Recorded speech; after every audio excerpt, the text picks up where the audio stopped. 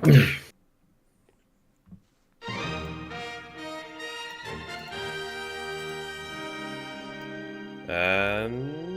we're good.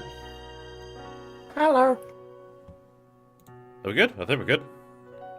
Yeah, we're good. Alright, Dina guys. Me, Sergeant Michimaro. What is up? Welcome to Mario Galaxy. I'm here with...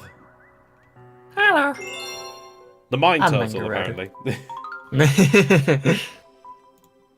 I'm back once again for insightful commentary on games I know absolutely nothing about. Nah, I'm just kidding. Fucking Mario Galaxy is like the one game I know practically everything about. I was actually about to say, I thought it was your favorite.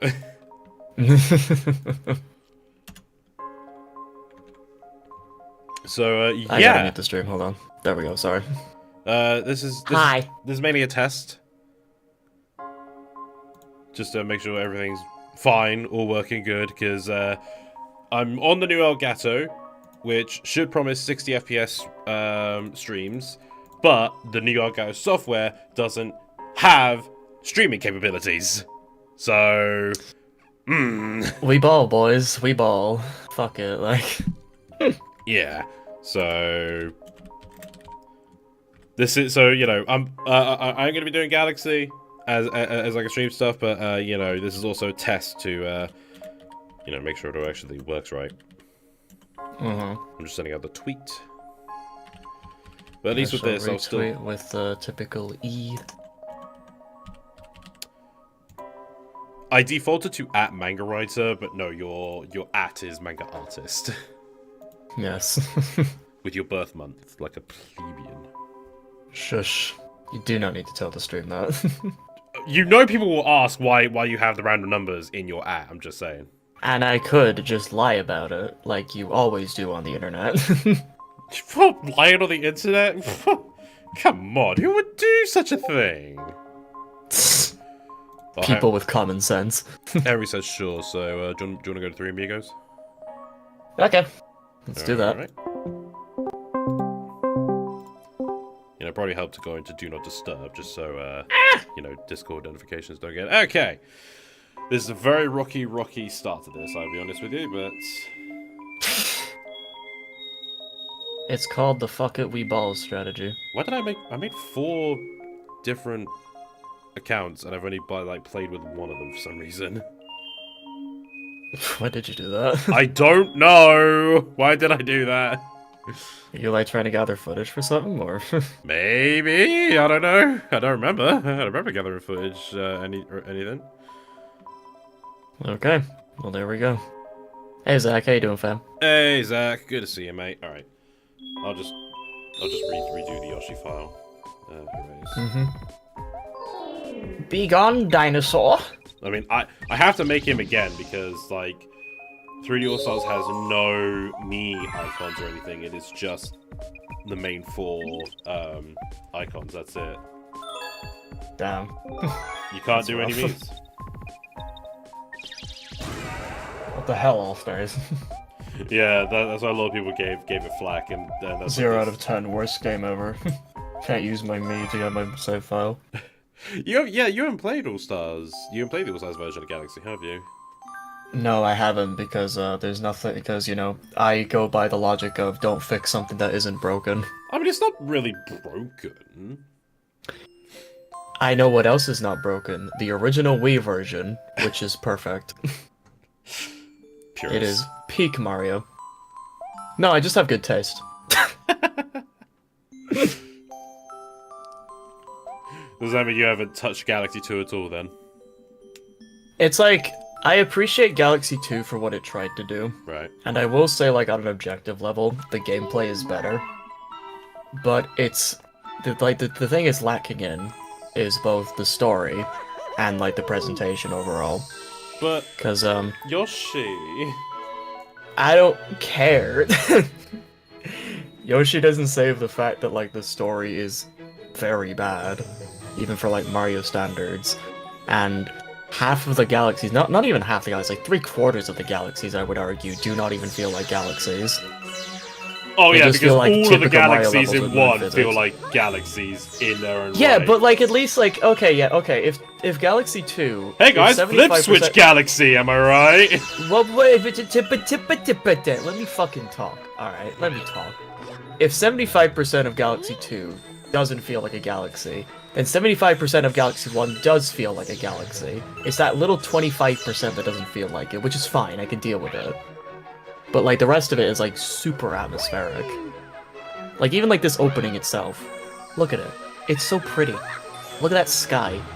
All the colors. Look at how they pop. And like when Bowser is like, you know, about to attack, it genuinely feels like the end of the world. It's cool shit. It's really, really cool shit. Yeah, I will actually just put up the screenshot just so you are up to date with how. I'm not gonna be able to watch it. My Wi-Fi is too Just shit. in case, for fuck's sake, because yeah, the YouTube thing is very far behind. Like on I see. on YouTube playback, the cutscene just started, and by this point we just saw Bowser flag. Ah well. This opening is so fucking cool. It is a very nice cinematic opening. Like and like for the Mario series, it's a jump in quality as to how their visual storytelling is normally done. Oh yeah, it's really, really cool stuff. Because the last 3D game before this was Sunshine, you could just have Flood and the exposition character just say everything. Yeah. So after finishing Sonic Prime, I was very disappointed by it. I'm thinking of trying to watch every Sonic cartoon. Yeah, we sat through season 3, we did. And you know what? I would say harsher things about it, but then I watched the leaked SpongeBob film, and wow, I didn't think something could be worse. Okay, like, I don't think I have ever seen you to like watch or play something that was so bad that you would actually threaten me with seeing it. Was it really that bad? Dude, it was genuinely one of the worst films I've ever seen in my life. Really? It was atrocious. Like what happened in it? Like why was Jack, it so bad? Jack, to put into perspective, I now see your point when people make the argument of, but it's for kids, so you can accept the poor quality. Oh my god. Like, you disagree with me before? well, like I didn't disagree, but I thought there was more room for an argument there. Right. But no, it's awful. It's absolutely abysmal. Like, I'm going to look up a thesaurus to find different words for awful to say how bad that SpongeBob film is. Vile, repulsive. Okay, Google. Give me other words for awful. Here are some synonyms for awful: very unpleasant, disgusting, nasty, terrible, dreadful. Yeah, that works.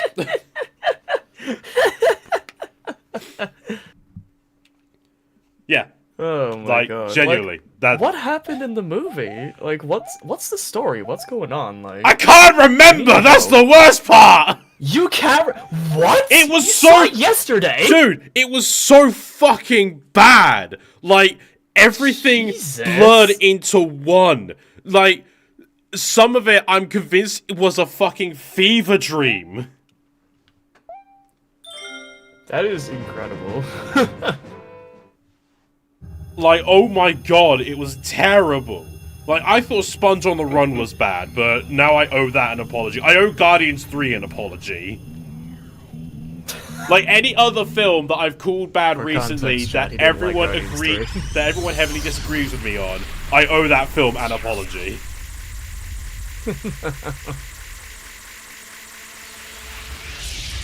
What movie? The fucking SpongeBob Sandy Cheeks film. The one that got leaked on Twitter last night. Yeah, like not just like storyboards and shit, the whole movie. Yeah, the whole film. I don't think I've ever seen that happen before. It's weird because what? I could have sworn maybe something similar like that happened before. I just can't put my finger on it. Not to that level though, and like not on Twitter of all No. things, because someone just wanted to join in on the "fuck it" blank meme. Yeah.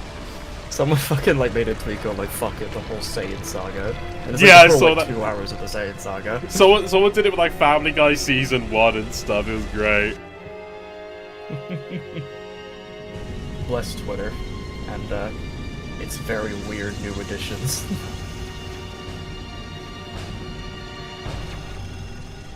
I didn't know there was a new movie. There was a new movie for SpongeBob.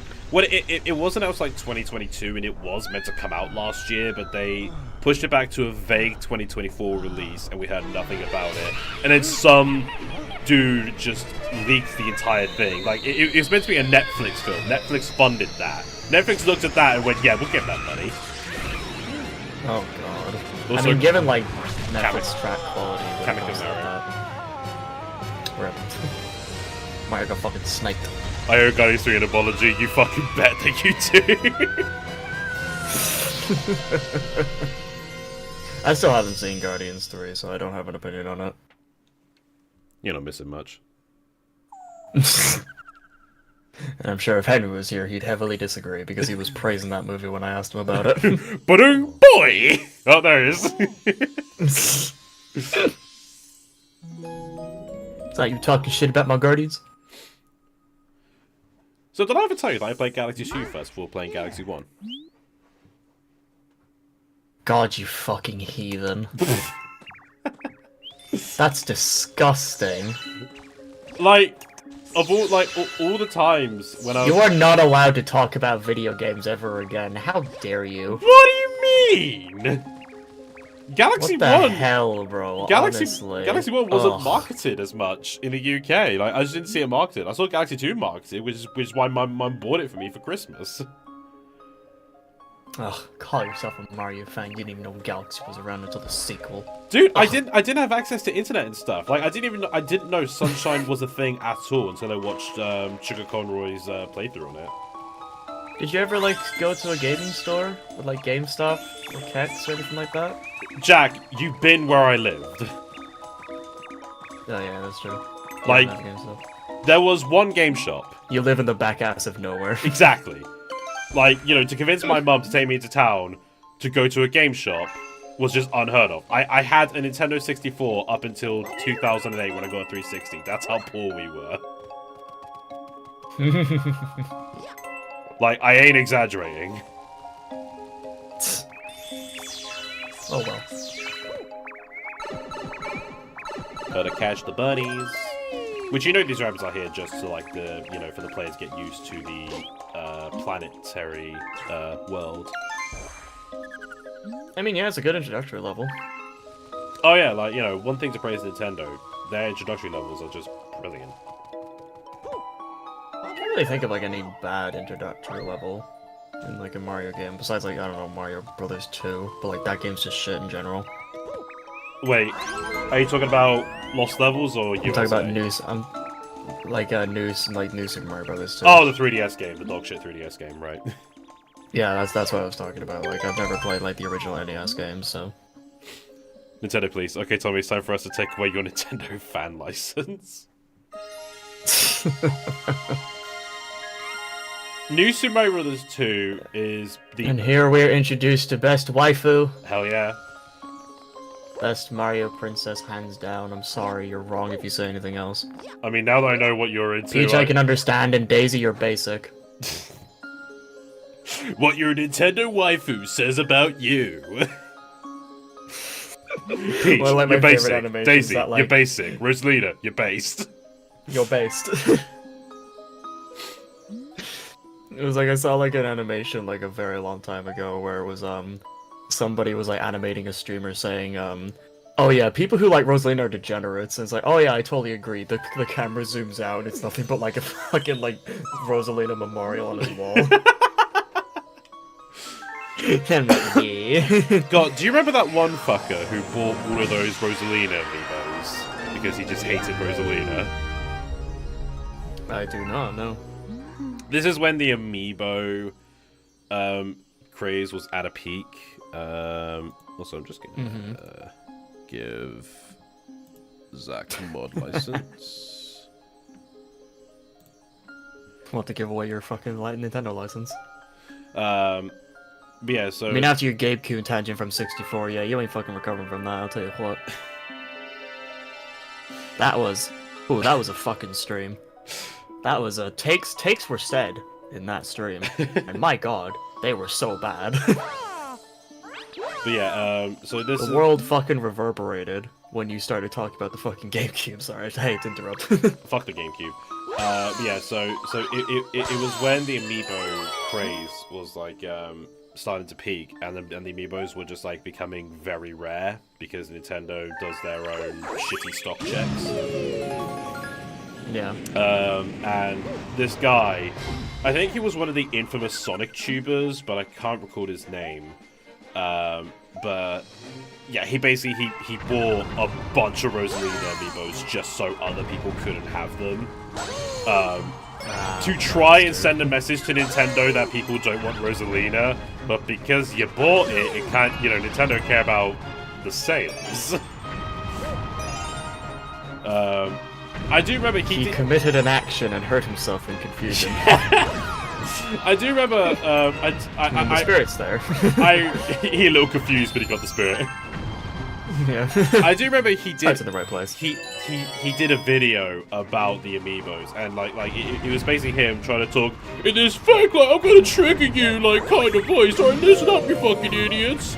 Like all that stuff. And he was saying about, you know, how to get the amiibo shit, and like how he was gonna like buy it for a stock price. But like I noticed the way the JPEGs were, and I literally called his bluff, and I said, "All right, motherfucker, you prove to me that you have all those Rosalina amiibos, and I'll pay for each individual one." My comment got like 5,000 likes. The dude never responded to my comment.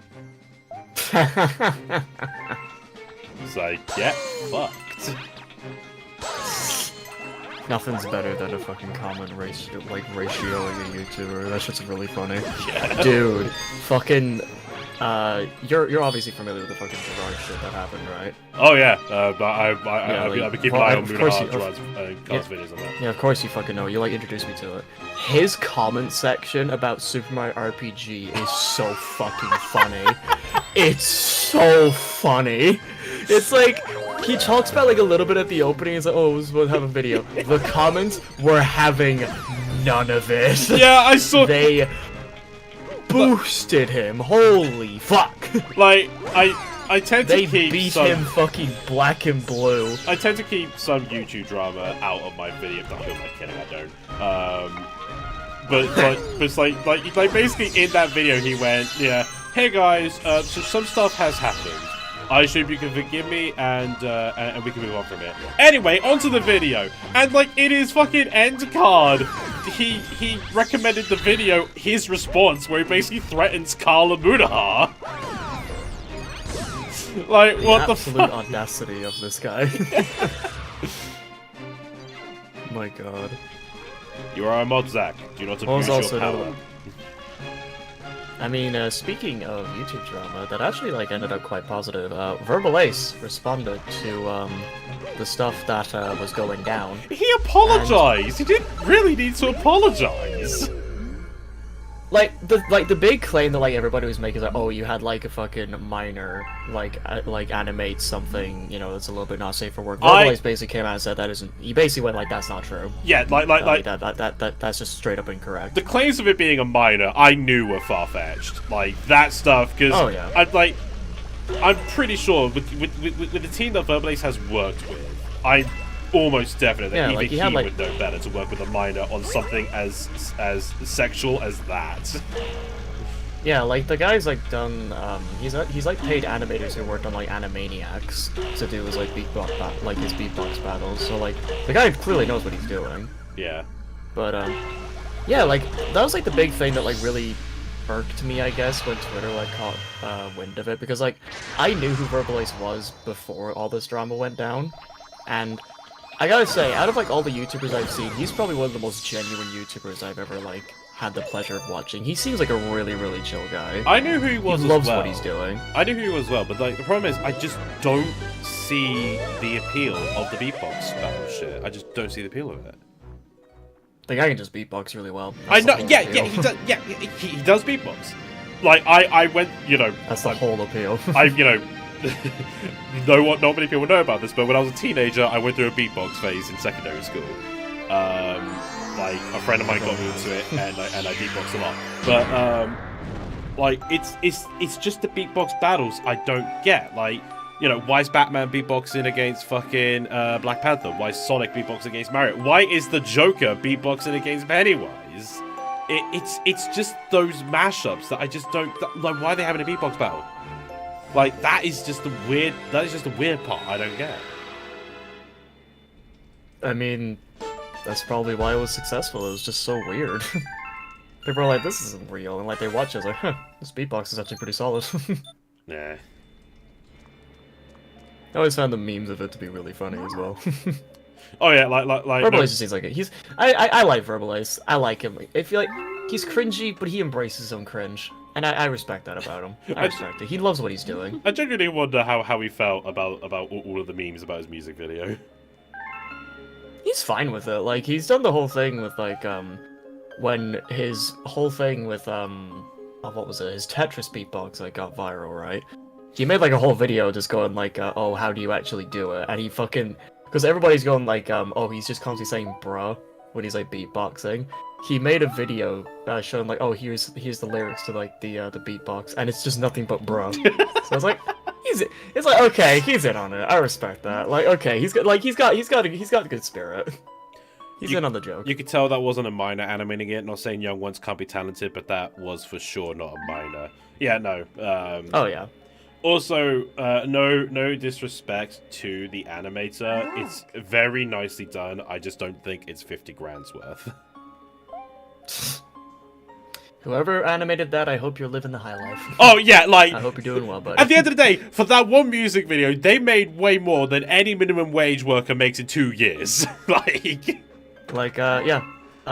Have a good life, King. Proud of you. Can you just imagine that this one dude who's just known for like beatbox and stuff comes up to you, he's like, "Hey, could you do a video where, could you do a music video where my OC is getting attacked by this blonde chick from Hasbin Hotel? I'll give you 50 grand for it." And he actually follows through with it, so, you know. Like, if someone came up to you with I'd that take offer, yeah, I'd say, would you take it? Fucking, I'd do it, like. 50 grand's 50 grand, my guy. I'm set for, like, a good few months, like. Just saying right now, don't expect any 50 grand commissions from me for anyone who sponsors stuff. I am aware, don't worry. I've long made peace with that. Okay, that's not what I mean. I'm sorry. I'm not bad, I'm disappointed. Not bad, Tommy, I'm just disappointed. That was a very unnecessary punch to the gut, my bad.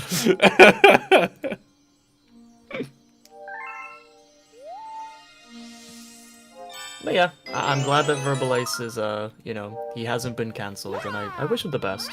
Well, I really wish him the best. He seems like a very genuine guy. At the end of the day, what is there to cancel? You know, like, the video... Yeah, it's like, oh yeah, what's there to cancel? Oh no, he's a bit cringe. Like, okay, everybody's a bit cringe. Fuck off, like. Just turning you up a bit. Yeah, there's like, some people who have done infinitely fucking worse. Like, nothing is cancelable of it. It is just no, a it's not. music video. You know, there's nothing illegal going on. Yeah, it's the stuff with the minor could never be proved. it's just funny. Yeah, it's like all it boils down to is like that was funny. And we got admittedly we got very funny memes out of it. Oh yeah, memes have been great. No drama is ever like complete without some good memes. Yeah. I'll commission you 100k to draw a bucket of KFC on a skateboard. I bet. It'll be the most hyper-realistic drawing you'll ever get in your life. I'll spend 2 weeks on it. Yeah, it'll be so detailed. I will cancel my college diploma for this. My 4 years of life school's worth it. My input on completionist drama, I'm still very heartbroken about it. Gerard also didn't help his case when he responded to Carl and Muda. Because he basically said... like, he completely just dug his own grave there. Like, he shot himself in the foot trying to say that they were lies. When Muda and Carl went, bruh, we have the call. Mm-hmm. Also, like, did you ever listen to the call? I didn't know. Like Mudaha released the entire recorded conversation between them, and like, you know, okay, you lost your mother. It's tragic, but Jesus Christ, take a shot every time he mentioned his dead mum in that call alone. God, that's fucked. And also, it's just like, you know, a lot of people pointed it out, and you know, it could just sound a bit conspiratory, but it's just like during the call, he said like, I don't want to make this into a thing where it's like, do you guys want money? And it's like, why would you say that when they didn't bring that up at all? Because I bet you that Not a great plan. Not a great plan. Well, like the way he brought it up is as if he was kind of expecting them to go like, oh well, now that you mention it. It's like, no. Drama. If there's one thing that drama YouTubers don't take, it's bribes. Yeah, It's ones with integrity. Sponsors do everything the time.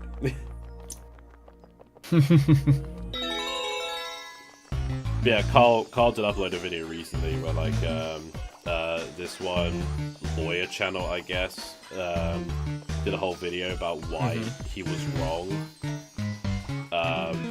in his drama video, and his research was basically, I only watched Carl's videos and made assumptions based on the video, nothing else. Not a good look. And like, and it honestly, it's weird hearing Carl swear in a video. Like, he just seems like one of those guys where you really have to piss off to hear him swear. Guy was livid. He was out for blood. Dude, like, because Moon brought up like pretty much like the reason Carl made the video was to make money. Yeah. And Carl just went, yeah, motherfucker, I'm getting sued right now, and I spent 50 grand last month paying my lawyer. Shut the fuck up. And it's like, Jesus, Carl. Damn, boy. Damn. Went straight for the fucking throat. He did, like, and he Shit, sit your fucking ass down, bitch. Like, he just referred to Billy Mitchell as a fucking psychopath while showing that he's spending thousands with the Billy Mitchell lawsuit.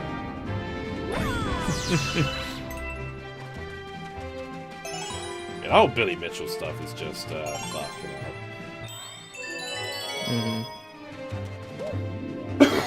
Excuse me.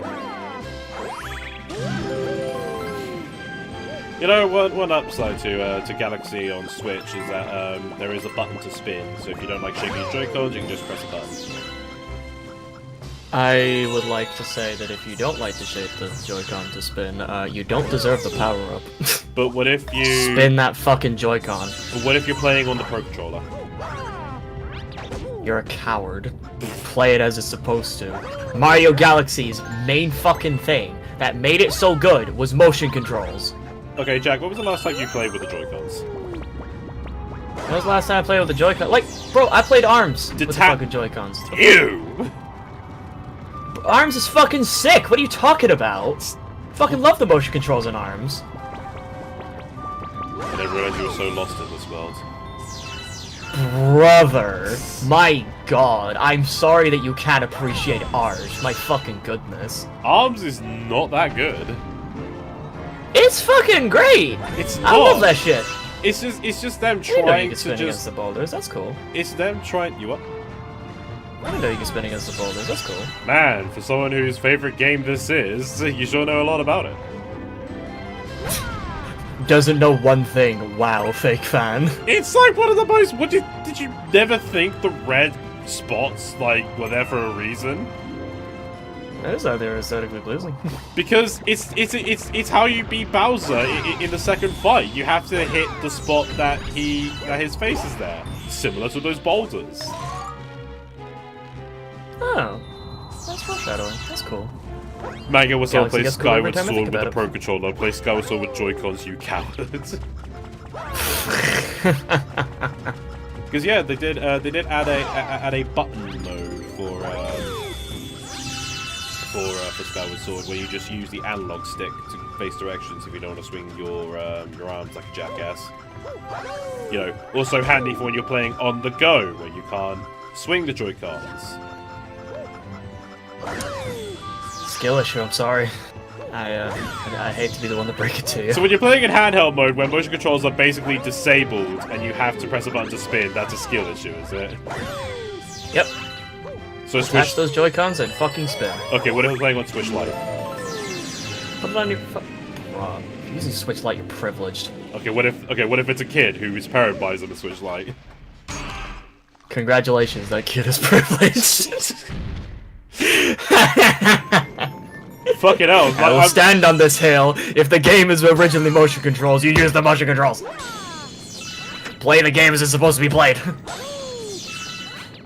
You know, I could just pull a Lloyd Forger right now and just say, I just don't get the Irish. You are criticizing, you are just jeopardizing. Curse the Irish and their standards, question mark. You are jeopardizing Operation Strix, Jack. This is like a fucking argument between like a fucking conservative and a progressive. Where it's like, embrace change, I'm like, no! The motion controls is where it was at. I won't have these young whippersnappers use them fucking buttons. Back in my day, I gained biceps fucking swinging that Wii remote. Fucking almost hit my brother with it, I tell you what. I'm just imagining you as a father, you're just playing on the Wii, and the kid's like, ew, he's swinging a Wii remote? That seems pretty cringe, Dad. Just smacks him on the side of the head. I raised my son better. I'm sorry, that Wii remote's going straight for his fucking head. And I'll get a strike in bowling as I do it. Tommy claims glitches as a skill issue in Frontier's Pinball. Jack claims not playing Joy-Cons on the go is a skill issue. Jack, I bet you... Jack, you would be one of those jackasses who would put his Switch down on the train and just take off the Joy-Cons. Jackasses. Yes, I would! 100% I would. What's wrong with that? There's like a little, like, fucking thing to put the Switch on. Take advantage of it. I just rest my elbows. Coward. The parents' wallet had a skill issue! What did he say? Sapphire said the parents' wallet had a skill issue. Exactly. Thank you, Sapphire. You're getting my point. I'll tell you what is a skill issue. The motherfucker who just can't get past that one grinding section in SA2. Oh my god, that video is fucking hilarious. It's like, look, I get it. I didn't understand why I had to press B, but I learned very fucking quickly. Okay. And I beat the game. Like, the thing is, like, what's great about Sonic Adventure 2, right? This is like the one bit of praise I'll give Sonic Adventure 2, right? Yeah. Is, it followed the old Sonic format of breaking the levels. Yeah. Sonic Adventure 2 is so good at that. Especially the final stage. That shit's amazing. Right? So, when I saw the grinding section, I was trying to remember back to the time that I played it, and I completely skipped it, because I was too busy, like, jumping from platform to platform, like, abusing the spin dash. So, fortunately, I didn't really have that problem, but I feel like I was able to, even if I was to go through the game the way it's supposed to be played, I would have put 2 and 2 together, and go like, okay, I need to crouch here. The game literally tells you to fucking press the B button. Yeah. If you don't press the B button, then I'm sorry, that's on you. And you could tell he wasn't, because when you do the button prompts, the prompt goes away. Yeah. So like, see, like, people, yeah, sorry, go on. No, it's like, even if deniers say like, oh no, he was doing it, like, no, if he was pressing it, the crouch prompt would have gone. Yeah. There's also a case where people, like, responded to it going like, oh, you can beat this whole section without having to press a single button. Yeah. But I feel like he probably messed up in the way that, like, he probably jumped on it and then just did nothing else. I don't think the jump. I don't think jumping on it would give you much momentum. That's true. Yeah. He held a direction in the wrong way because this. Yeah, that would slow you down. Yeah. I think, unless I'm mistaken, SA2 is the only Sonic game where leaning actually affects the physics of the grind. Yes, I was about to say Sonic Heroes, but it doesn't technically, no. No. I don't think it does. Like, the characters will say it's like, oh, you can tilt the analog stick to balance. Like, you really don't have to. It's fine. The only reason you have to like tilt the analog stick is to like jump from rail to rail, and Sonic Heroes is one of those games where every single time you press that button, you are praying to God that you just don't fly off the stage. I only noticed it be a problem when I'm boosting on the rail, like when I'm holding down the crouch to pick up speed and then I jump. That's when the physics go whoa. Yeah, immediately you're just like, pew! You fucking just shoot in the opposite direction like a missile. But even then, It's like, what happened? But even then, everyone just switches to the fucking fly character to just cheese it. Dude, I think that there's one section in, what is it, Rail Canyon? Yeah. It's the fucking rail stage, like stage 2 of Sonic Heroes, right? You cannot beat a certain section without the flight character. You just can't. Rail Canyon Stage 4. That's it, yeah. You cannot beat that stage without using the flight character. And and I know this because I will play through. Oh, I think you died then, Jack. It all over again if I want to get an A rank. Jack, you completely died then. You're gonna have to repeat that. Sorry, dude. Oh, did I? Oh shit. Okay. What did you miss? You just gonna have to start that little tangent from the beginning there. Okay, so flight fellas, use the flight for Rail Canyon because there is a certain section that you absolutely cannot beat. Right. But which character? And that's the thing, because not all characters have the same stage. Well, it's like Team Sonic. Right. Right. Team Sonic has like a section of a level where if you aren't in flight mode after you get shot out of a cannon and you go onto rails, you will just die. Unless you have like the reaction speeds of a god, which nobody has, right? But yeah, I'm doing that section and everything's going well. I'm about to completely A rank this level. I forget to get flight section, and then I just die, and I hate it. Because I know in Team Chaotix, I can't remember what their mission is in Rail Canyon, but it's like you have to be Charmy to do this one specific thing on the rails, otherwise you're not going to progress. Yeah, you're just gonna die. No, not even die, but it's just like, you know, you have to be precise with your jump. Is that you just need to switch to Charmy, just so you can just control yourself. Yeah. Still, Sonic Heroes is the only Sonic game that I raged at. Oh yeah, I raged so much in Sonic Heroes. I mean, but I beat it. Heroes didn't piss me off that much. The only time I ever got pissed off at Heroes was with the Egg Emperor. But then I learned how to do the team. Oh, that boss fight is bullshit, yeah. I learned to do the Team Blast glitch, so every time I got to Egg Emperor, and I did this in the stream as well, I just spammed the Team Blast glitch, and I had 0 shell. I beat it properly. I think people in chat got pissed off at me for doing it. I'm like, I don't care, the boss fight's bullshit.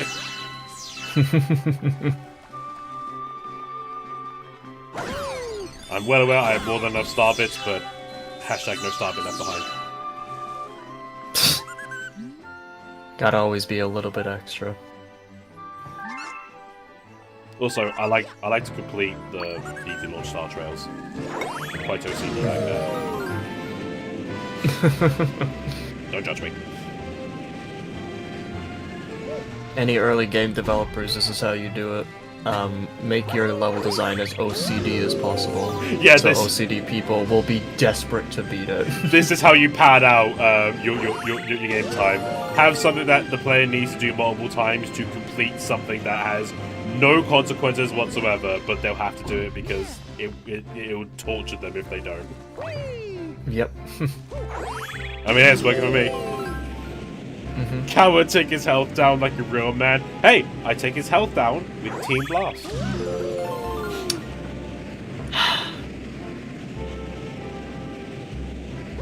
And, you know, one would argue that it takes more skill to do the Team Blast glitch, because you have to be frame perfect with it.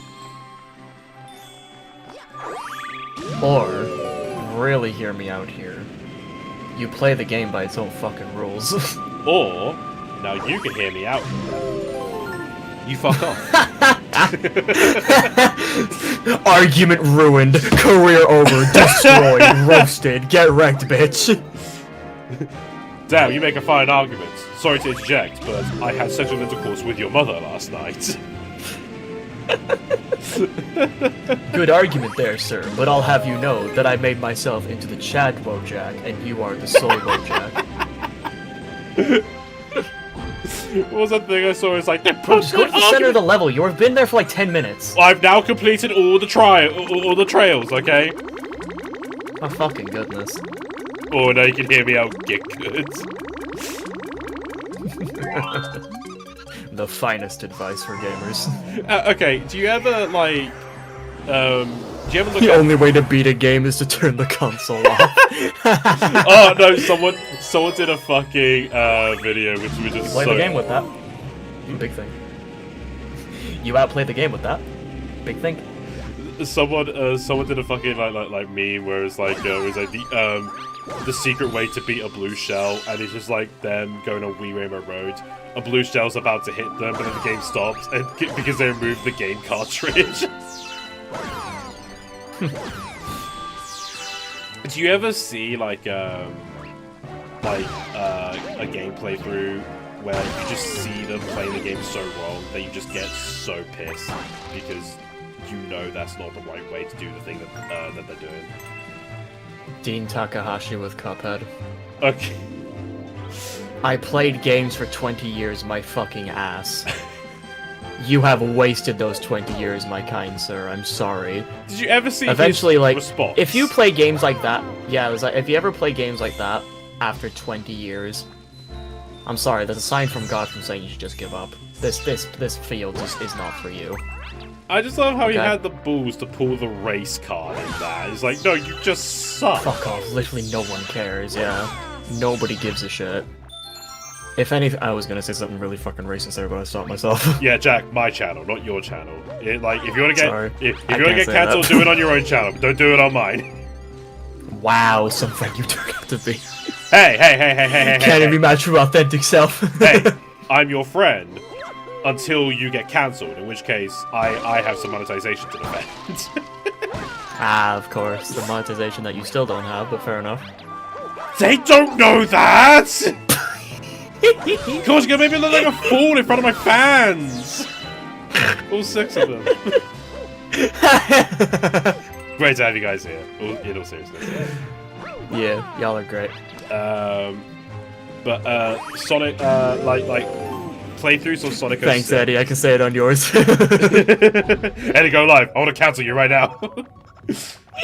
But no, like fucking, like I do look at Sonic 06 playthroughs, and there are always 2 sections that I see that always piss me off because they always get it so fucking wrong.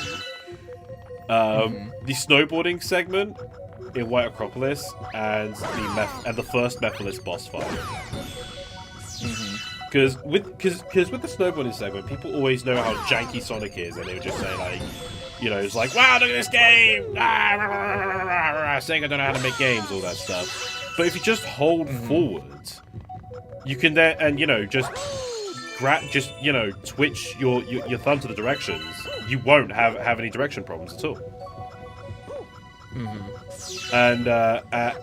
And the Mephiles fight, the first one, is where like everyone is where you're like surrounded by a bunch of Mephilises. Everyone just keeps homing attacking each individual one. Yeah. Did you try and pluralize Mephiles then? Yes, Mephili. Mephilife. But yeah, It works. It's like all you need to do is just wait for him. Is just to wait for them to fucking doggy pile on you, and then you just do Shadow's standing spin attack, and there you go. You like they waste 10 minutes attacking each individual fucking clone. Meanwhile, I could beat the fight like 5 times over. It's bullshit. It's truly something when you can, like, brag online at the fact that you're good at a bad game. Isn't that what That's like me speedruns with are all Sonic about? Heroes, to be fair. Yeah, you're right. Like, you know, I'm pretty, like, you know, Ocarina of Time. You know, people brag about that one. Careful, Tommy. Careful. Oh, sorry, did I say that out loud? Long jump. Yeah, I know. Come on, you think I don't know this? Yeah. Just make it short. Just make it short. Hi Tommy, how you day been going? My day's been going fine, Sam. How are you? He's better after a sickness that almost killed him. Yeah, that cold really fucked me up, like proper. And it was like right after we watched Sonic Prime Season 3, so... Yeah, so I'm not saying Sonic Prime gave me an illness, but, you know, I was completely fine before I watched Season 3. and There's literally... a correlation to be made. Literally, I just mentioned Sonic Prime and my nose blocked up a bit. It's a fucking trauma response. It's fucking taboo. It's not about hair. Well, you can't say it without sneezing. By the way, guys, so because I'm testing on OBS, I'm not sure what the audio mixing is like, so if anyone can tell me if the mixing's good or whatever, that'd be grand. Yep. Just give us the A-OK, making sure you can hear us all well. Because I can't listen to the playback, I'm aware, but, you know, good to hear from the fans' perspective as well, just in case. Yeah, get them involved. It's like a little children's cartoon. It's like Dora the Explorer. Hey kids, do you see the audio fuck up? Where's the P? Where? Hey kids, where's the audio Looks like we're gonna have to get a map to fix this fuck up. Hey kids, do you see the audio fuck up? Points to the sound engineer. See? Can you say P45? Audio sounds look good. This is the worst audio I've ever heard. You all sound like you're in a Modern Warfare 2 lobby. You guys want to play... Hey Jack, do you play some Uno after this so I can get some footage to my channel? Nah. Oh. I'm good. So far, your OBS audio is good. I can hear you both a manga writer very well. Awesome. By the way, Jack, curious question. How long did it take for you to realize that with these eight stones, you just spin to get started? Oh, like, I was, like, spinning around and I just managed to do it and I was like, hey, yo, what the fuck happened? I was like, whoa, I did that. Cool. Fair enough. That's what I love about this game. It always, like, encourages, like, trial and error. Yeah, It rewards your curiosity, which is great. It's a sign of a good video game. So, better or worse than Odyssey? I don't know. I feel like comparing Galaxy to Odyssey is like comparing apples to oranges. It's like, they both succeed at what they're trying to do. You know? Yeah. Like, Galaxy, like, definitely was like a foundation for Odyssey, but Odyssey is 100% its own thing, I would say. You can't really compare Odyssey to, like, any other game, really. I mean, that doesn't stop the internet from doing so anyway. You know, people compare Smash Brothers to fucking Street Fighter. Okay. I would honestly rather them compare, like, I don't know, you could compare Street Fighter to games like Tekken, Soul Calibur, Mortal Kombat. Yeah, like any of those games, yeah. How about the One Blaze Blue game that has Ruby in it? Wow, that was really bad. One of the You worst can fucking... beat the stories in like 5 minutes. The stories Not even is just PNGs, and one would argue, like, you know, what story would you expect from a fighting game? Not that. Yeah, at least like Mortal Kombat and Street Fighter like gave us cutscenes. I think it was the Persona story where I think it's Platinum the Trinity just calls the Persona characters pedos. Like blatantly calls them pedos. Weird times. Not a good game. Which I still find it funny that like Platinum was just calling them all pedos, and meanwhile the other characters was, oh my, are you really? Like, you're just gonna casually take that accusation at face there?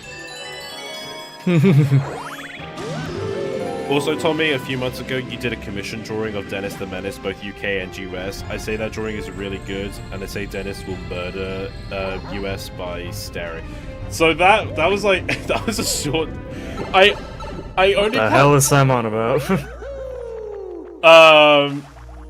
So there's this dude on Twitter who does these like joke drawings. Like he's done like the Squidward and Squilliam Sonic Adventure 2 stuff.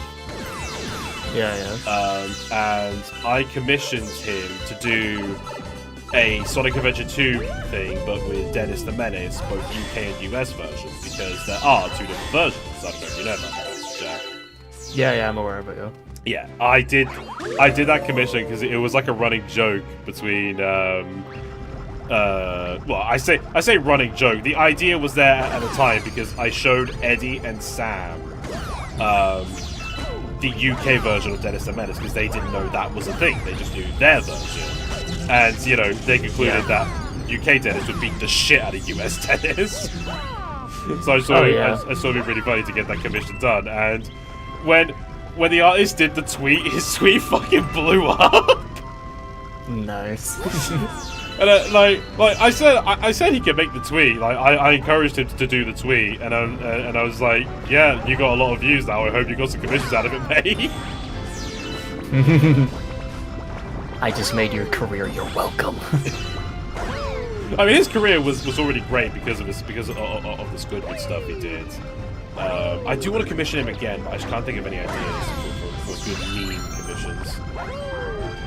But yeah, that was like $20 well fucking spent.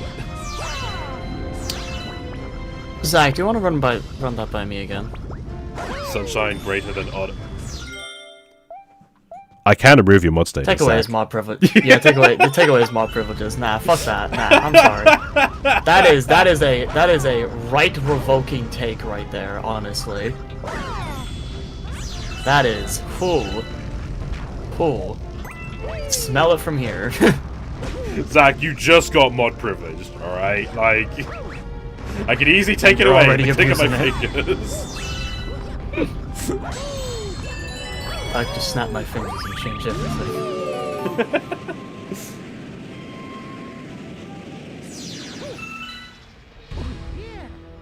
Alright.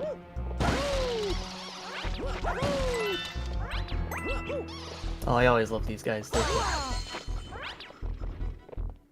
I know they have like a specific name, I just don't know what the bloody name is. I keep forgetting it. Coconut boys. Coconut.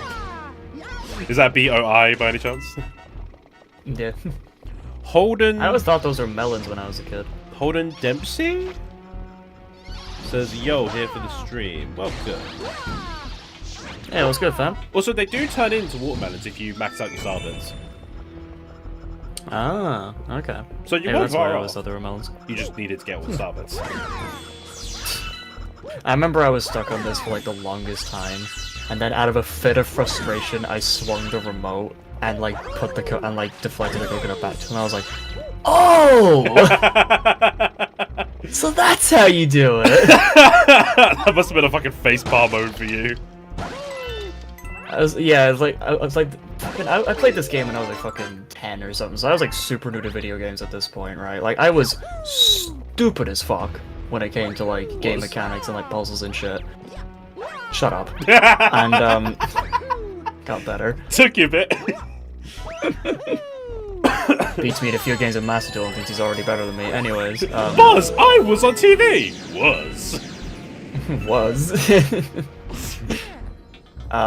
What was I saying? Ah, yes. So, Galaxy was like pretty much the game where I pretty much had to learn how to video game.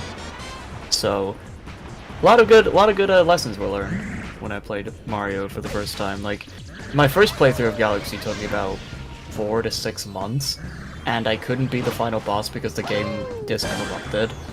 I was super heartbroken by that. That's the worst. Hated it so much. I was fucking desperate to try to get to the final boss. But, of course, it just wasn't meant to be.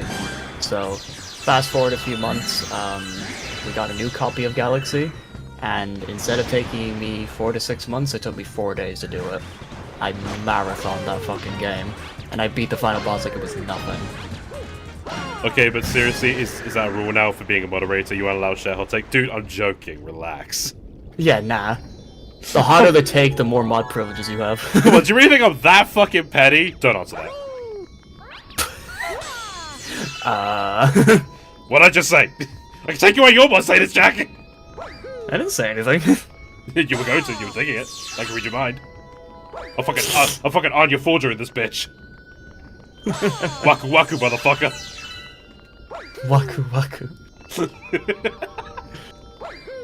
Me and Tommy have also been watching Spy Family over the past few months or few weeks or months, and I've been enjoying it. I think it's a very good show. It's great. Yeah, very, very nice and very, very wholesome. Yeah. It succeeded in what it was trying to do in making the viewer want to actually have a family.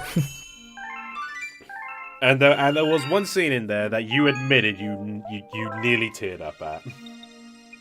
Yeah, there was one. So that means it was doing something right. Mm-hmm. You know, there's like maybe 2 things in the show that I don't like, but aside from that, the show's very, very solid. Is it Yuri and Becky by any chance? Yeah. It's like with Becky. It's like with Becky falling in love with Lloyd. I'm fine with it. Okay, Becky's a child. Kids have crushes on adults all the time. We have seen this in cartoons for fucking decades.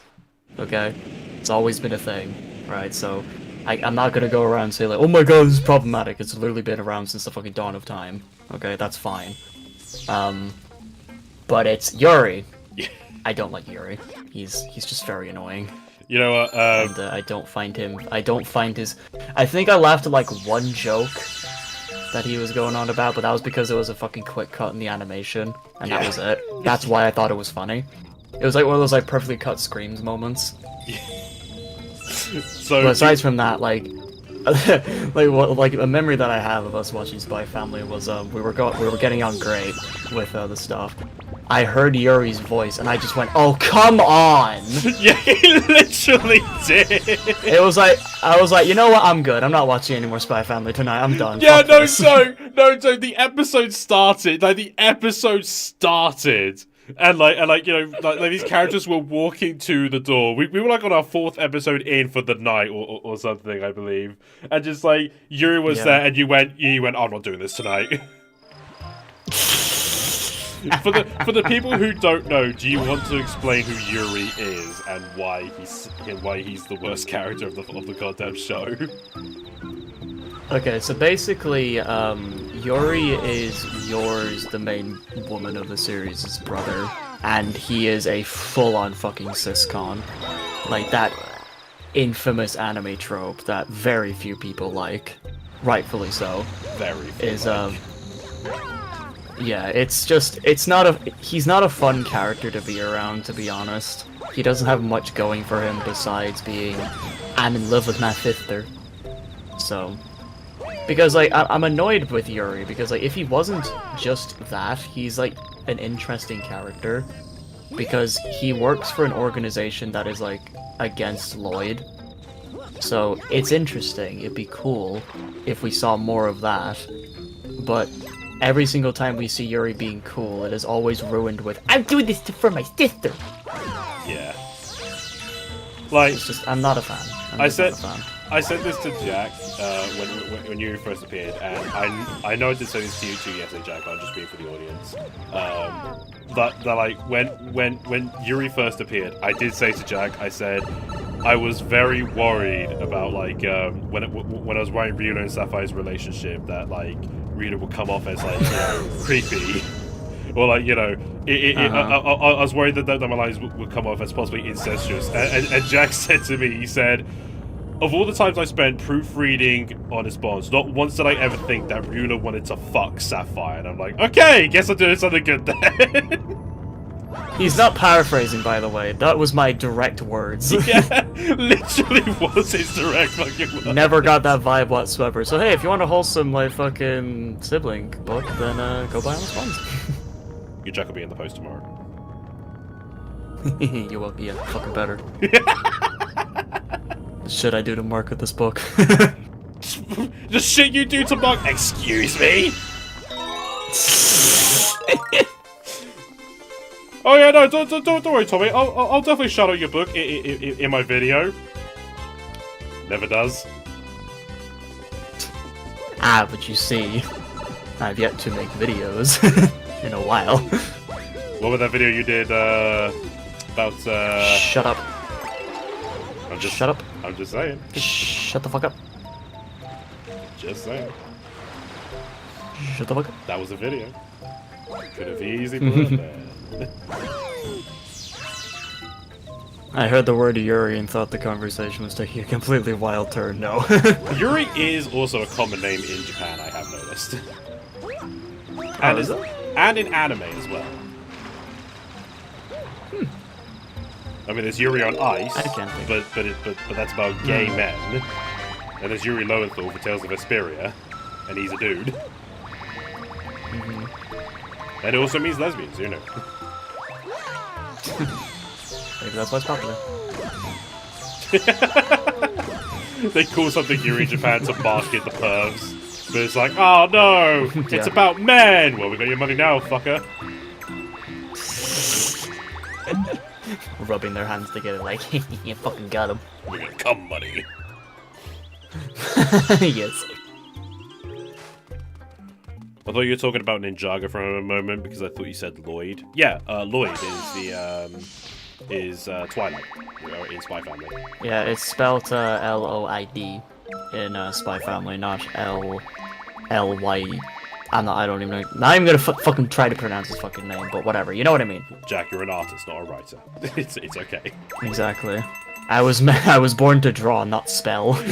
I was elected to lead, not to read. Number 3. Yes. God, I haven't seen the Simpsons movie in a while. I should probably watch it. Oh, I watched it like, I want to say about 2 years ago, and it's still so funny. It's what it's such a good movie. It's what I love about just like film adaptations of just like a cartoon series where you can just see how they just suddenly they miraculously get millions and millions of dollars, and it's an animation style that you will never see again, even though it's the best the characters that ever look. Oh yeah. It's like, this is a one-time thing, fellas. Appreciate it. Appreciate it well too. It's like when Dragon Ball Super Broly came out, and everyone's like, "Can the anime just look like this?" And they're like, "No." Back to plastic. I'm sorry, like, as I've gotten older, I've just kind of grown to, like, not really like the new style of Dragon Ball. And I yearn for, like, the old style. I don't mind the new style, I think it's fine.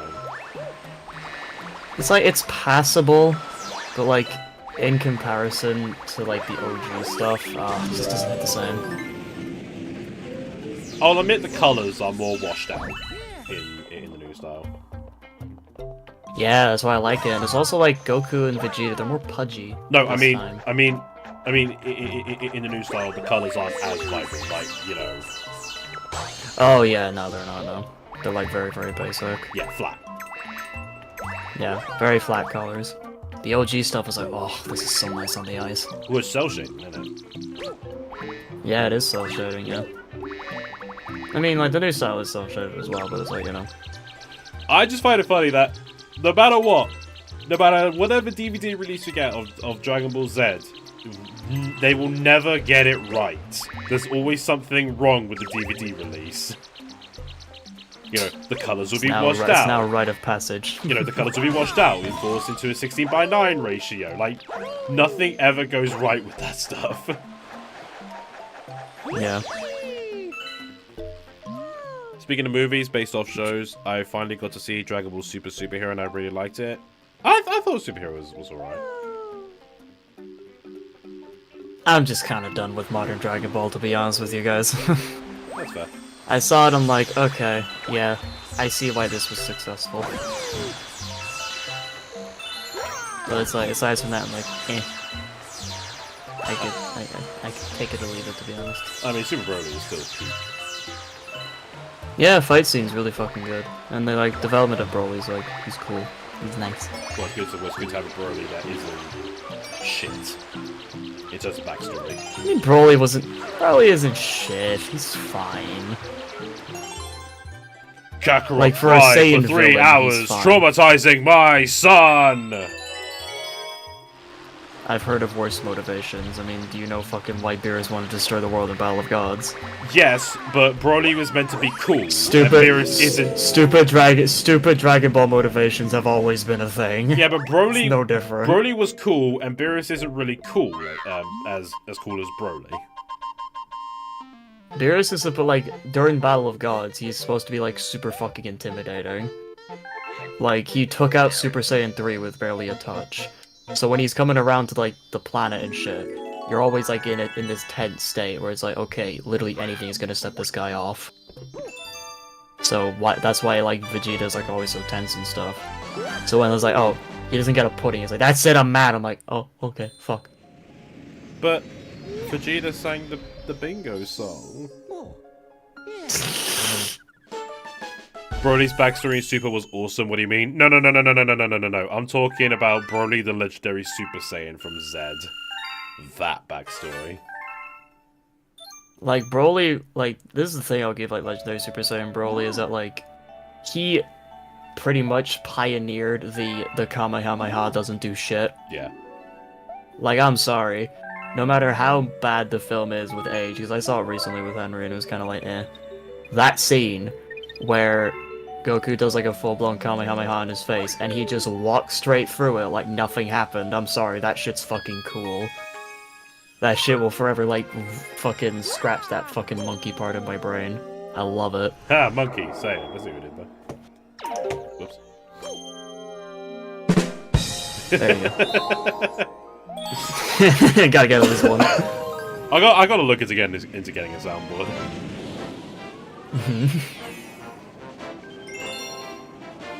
Sapphire said an interesting comment. Dragon Ball ended with GT IMO, but getting into a discussion about GT versus Super would cause the chat servers to crash. Yeah, I'm with you, Sapphire. Dragon Ball ended with GT. GT is the last good Dragon Ball show. I do not like Super. I mean, Super Saiyan Blue is better than Super Saiyan 4. You can't be more incorrect, Tommy. I'm sorry, but you can't. 4. You're just wrong. Super Saiyan 4 is hideous. I hate it. Super Saiyan Blue is Blue Super Saiyan. Hey, Super Saiyan... That's so stupid. Super Saiyan Blue is still shit. I never said it was good. I just think it's better than Super Saiyan 4. Bruh, Super Saiyan 4 is such a fucking cool design. It's I love ugly. it. It's ugly. No, it's not. I hate it. Incorrect. Super Saiyan God is best Super Saiyan though. I love the red hair. Yeah, it's nice. I think it's probably my third favorite. Like, I just don't like Super Saiyan 4. I don't like Super Saiyan 3 either. Nah, Super Saiyan 2 is always like everybody's least favorite form, besides Super Saiyan 2. It's the caveman brow. It like, honest to God, it is just the caveman brow that just gets me out. Yeah. Oh, here's a question for you. Eddie says they're monkeys, Tommy. It makes sense. Thank you, Eddie. Thank you. I don't give a fuck! You can give me all the canonical reasons you want. You know Toriyama will forget it the next day. Oh, you fucking went there. You know I'm right.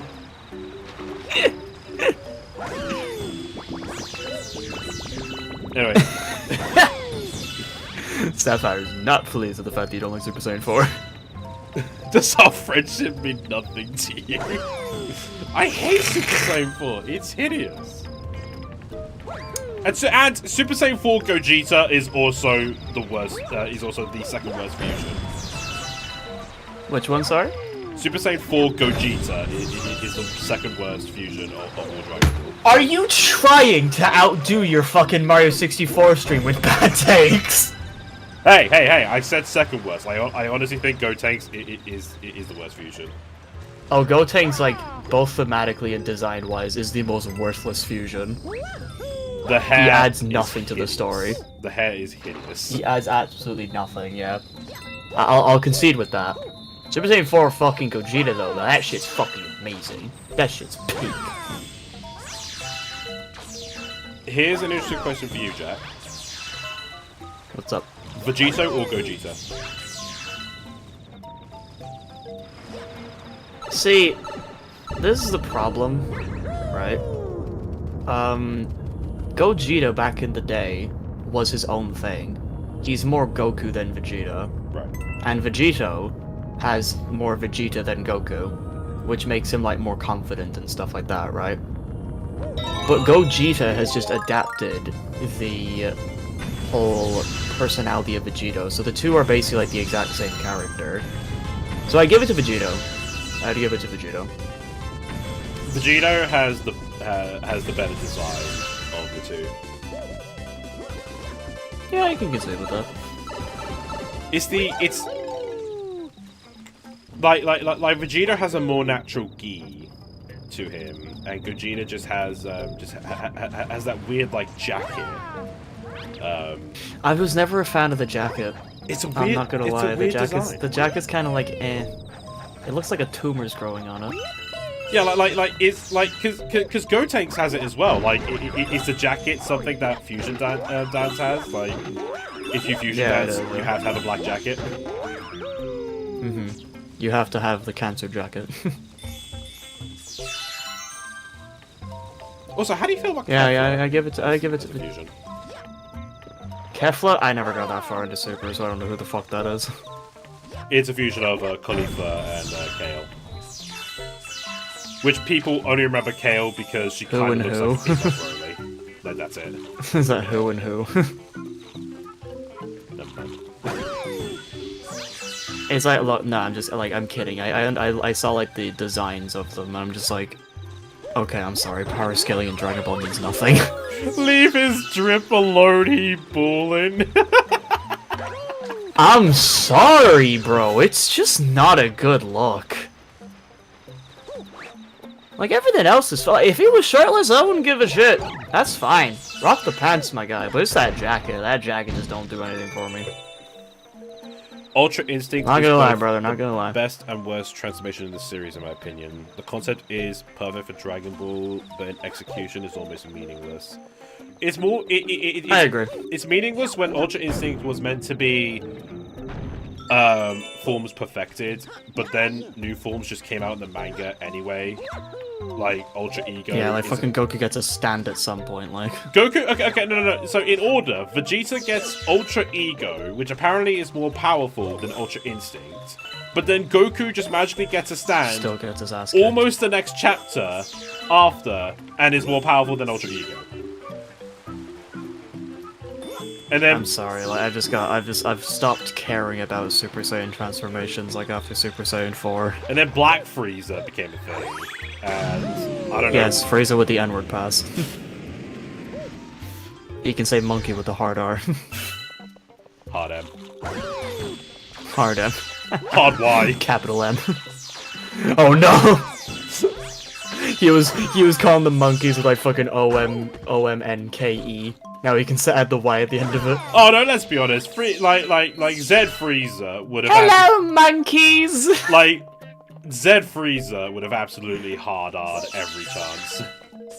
Oh, for sure. Fucking the scene in like Dragon Ball Super Broly when like Frieza pops down on planet Vegeta and he goes, "Hello, monkeys." It's so funny. I love it. I have seen people like argue that like Frieza's character it has been nerfed in Super, but I really don't think so.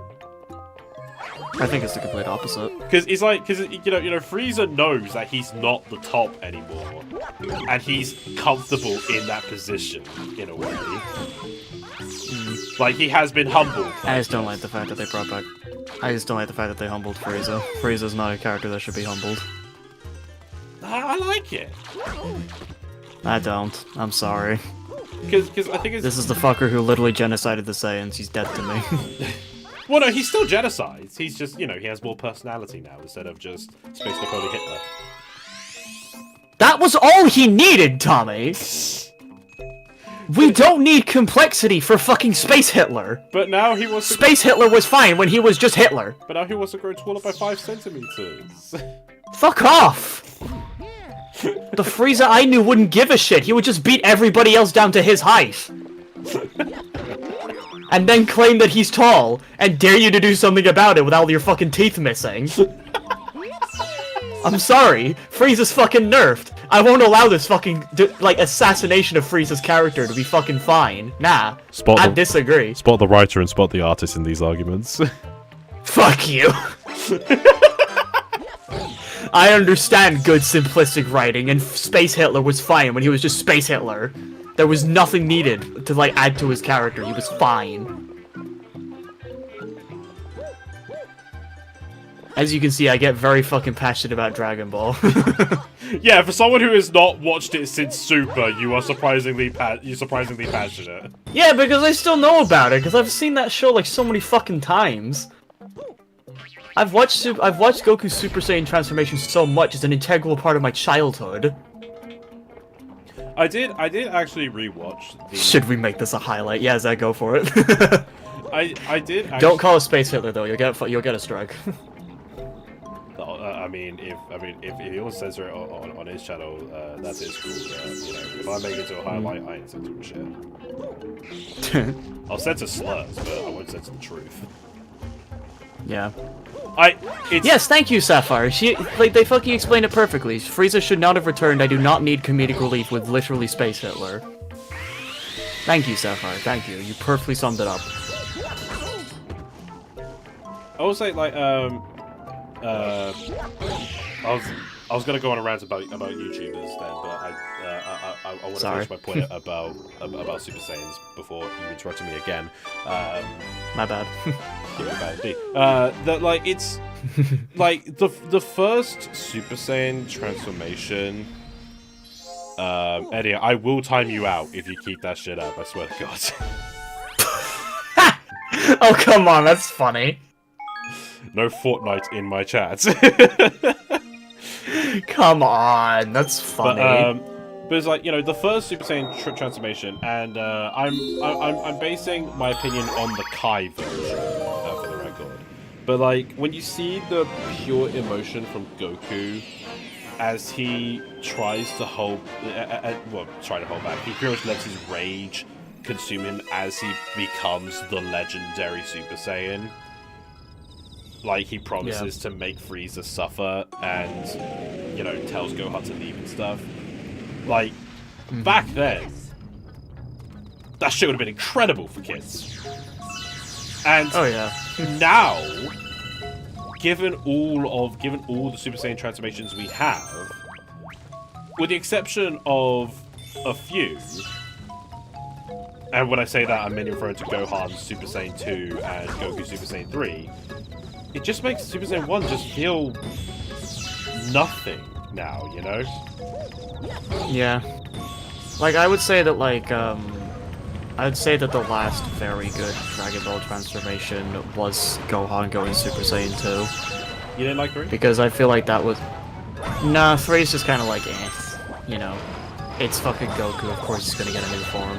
Yeah. Like, don't get me wrong, the transformation is cool, and, like, Sean's screaming his fucking lungs out, and, like, who doesn't love that?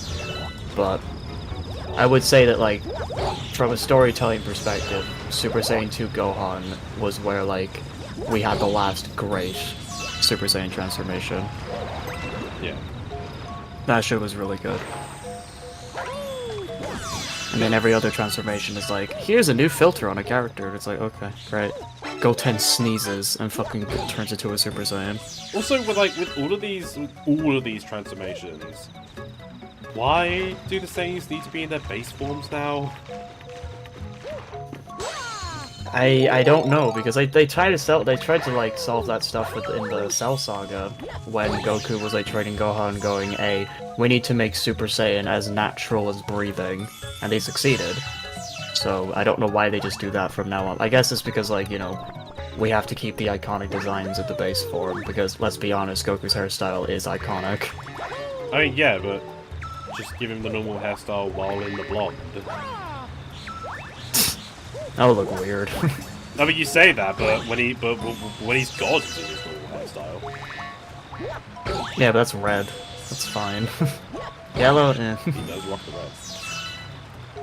Yeah. Red's just a good color all around. I disagree, Zach. I fucking hated Beast Gohan. Shit. Also, Beast Gohan is just a stupid name. It is, yeah.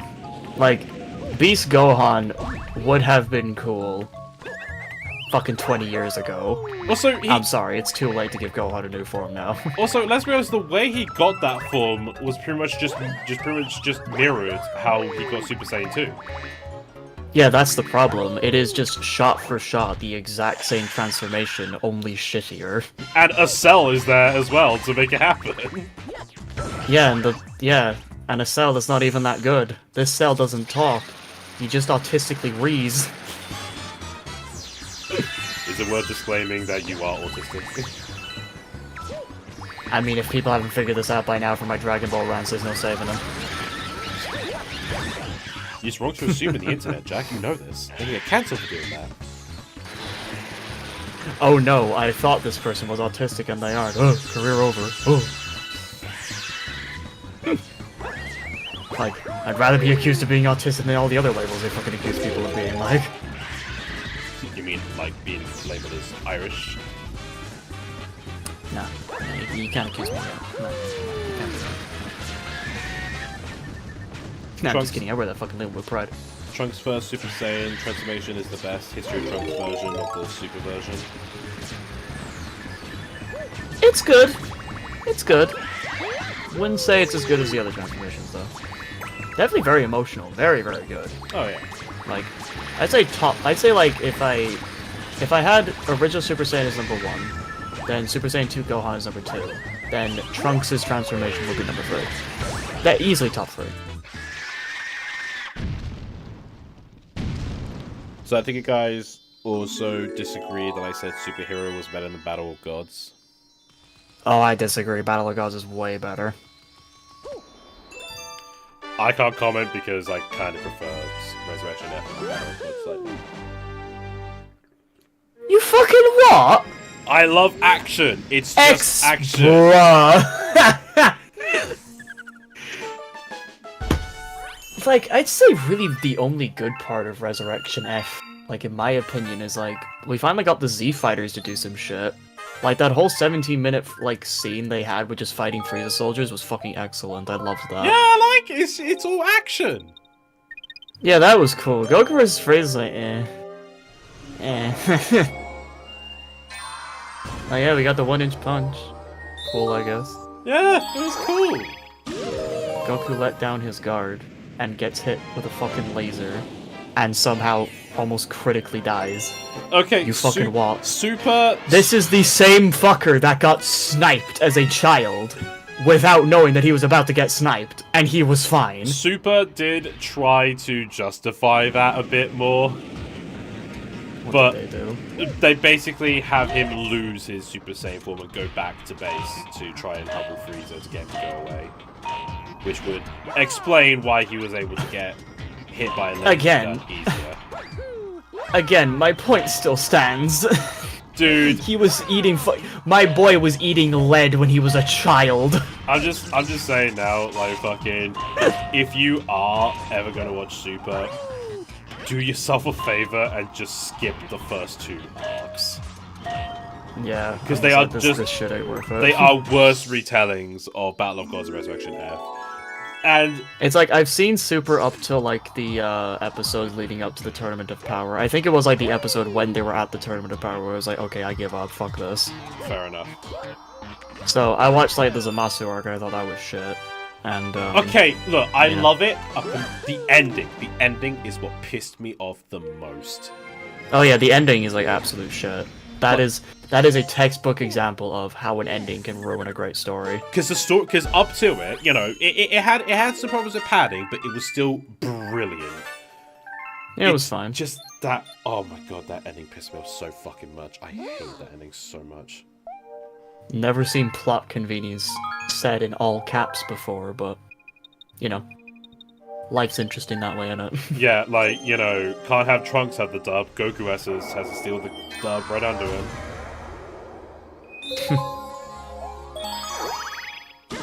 Resurrection F is worse than Bio Broly, and Bio Broly is better. Oh, now that's a take! Come on! That is a take! Come okay, on. nah, Sapphire, I disagree. Okay, nah.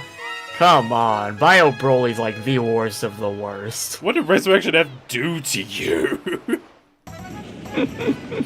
Next you're gonna tell me Super that episodes of the Slice of Life. Yeah, that's true. Next you're gonna tell me that fucking like, you know, next you say some shit that Resurrection F is worse than Evolution.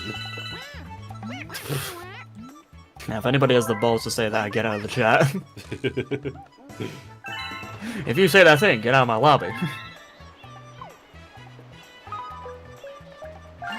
The Goku Black arc is what made me officially consider Super not canon. I'm inclined to agree. Well, what is it like? If anything, it takes place between, you know, like it does take place between Z and GT. I think that's the story. Yeah, I think that's like that's the logical statement, like not the logical statement, like the logical conclusion to make. Well, if anything, Super's placement of the timeline. It also takes place before Z ends because it takes place before Oob appears, doesn't it? Yeah, true. So yeah, it takes place like right before the end of Z. And even then, I don't even think the ending of Z is considered canon anymore. I think like Toriyama retconned that due to fan backlash. They probably forgot. Yeah, for real. That's the worst part is like, you know, Oob. you think like you know people outside of Dragon Ball fandom would think that you know it's like, oh, he forgot, that's a joke. No, that is literally Toriyama's excuse. He just forgets. Yeah. Why wasn't launch in Dragon Ball Z? I forgot about launch. Why wasn't Tien in the Buu Saga? I forgot about Tien. How the fuck do you forget about Tien? He was like one of the titular characters for a while. He was like a villain in a whole Dragon Ball saga, like... It's Kiko bullshit. Kiko bullshit. It was the best in the heat of the moment. I'll think of one better later. Kiko bullshit! How about Kiko no? There you go, I got something. Kiko no. Nah, I wouldn't go that far. Resurrection F has fun slice of life, a great soundtrack, and its main theme is a bop. Its main theme is a bop. Frieza, Frieza, Frieza, Frieza! Yeah, it's nice. Maximum Do you think my opinion on all of the modern Dragon Ball films makes me more positive or negative to Super? You seem definitely way more positive to Super, I'll be honest. The thing is, the way like the new Dragon Ball films are done, you really don't need to watch Super to get the context. Not really, no. And I think that works for them in that favor. I think they are trying to separate them so people can just enjoy the films without needing to watch a whole anime. Mm-hmm. Here's just mindless action for an hour and a half. I ain't complaining. That's why I love Broly. Yeah, it's Dragon Ball, so you know, just to be expected.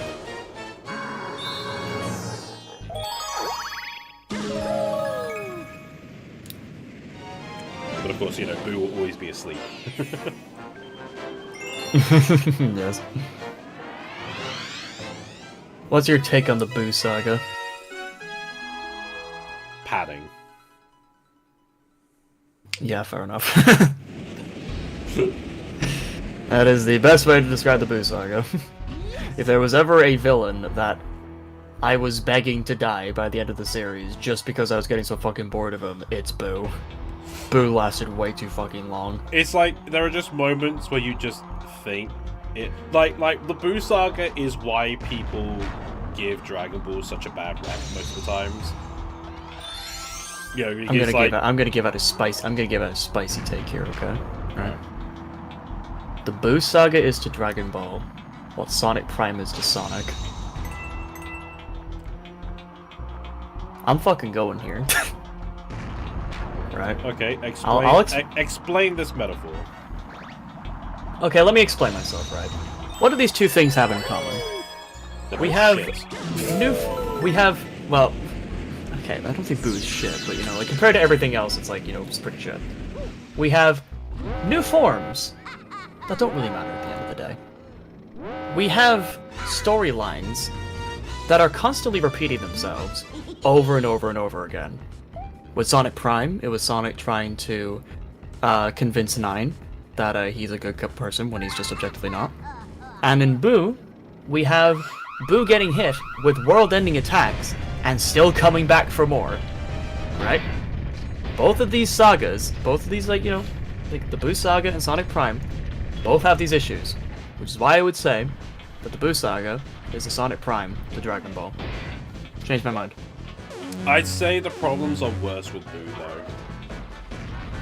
Oh, you argue that it's worse? Okay, how so? Well, okay, okay. Well, I mean, for one, it's longer, like... I'm not referring to its length. But the length, especially in the anime, the length does have its issues. But I'm more referring to, like, you know, when you think about what the characters go through, because Boo keeps getting back up, it mitigates everything they've done. Like, Vegeta's sacrifice to try and kill means Boo nothing. Means nothing. Final Gohan means nothing.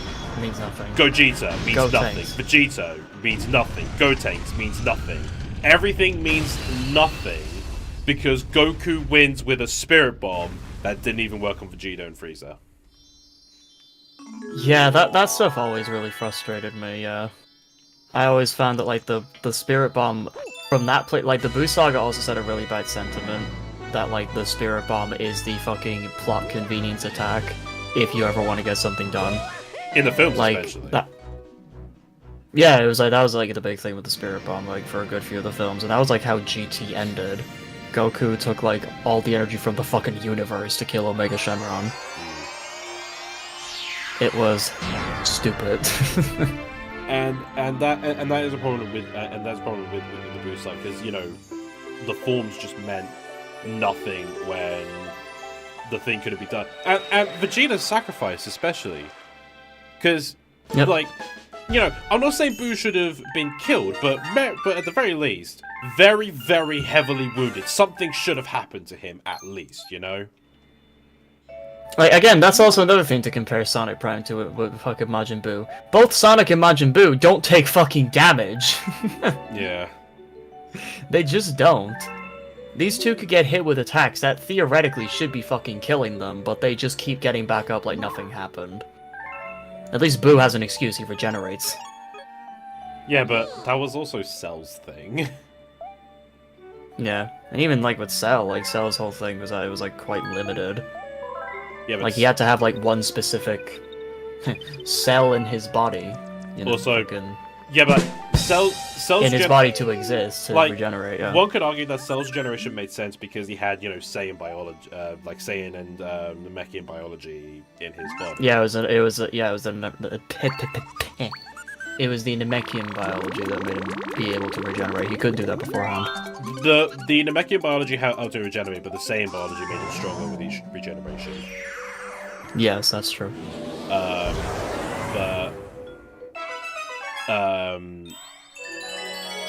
Yeah, like with Boo, you know, you already had the character that regenerated, so now you've got another one that can regenerate. It's like, okay, what makes this one? But Cell was a better villain as well. Yeah, we just have, like, the problem is with Boo is just that, like, he's, like, he takes the regeneration effect and he just completely takes the piss out of it. Yeah. It's like, okay, I'm sorry. If you are basically completely evaporated, you can't fucking regenerate. Like, come on.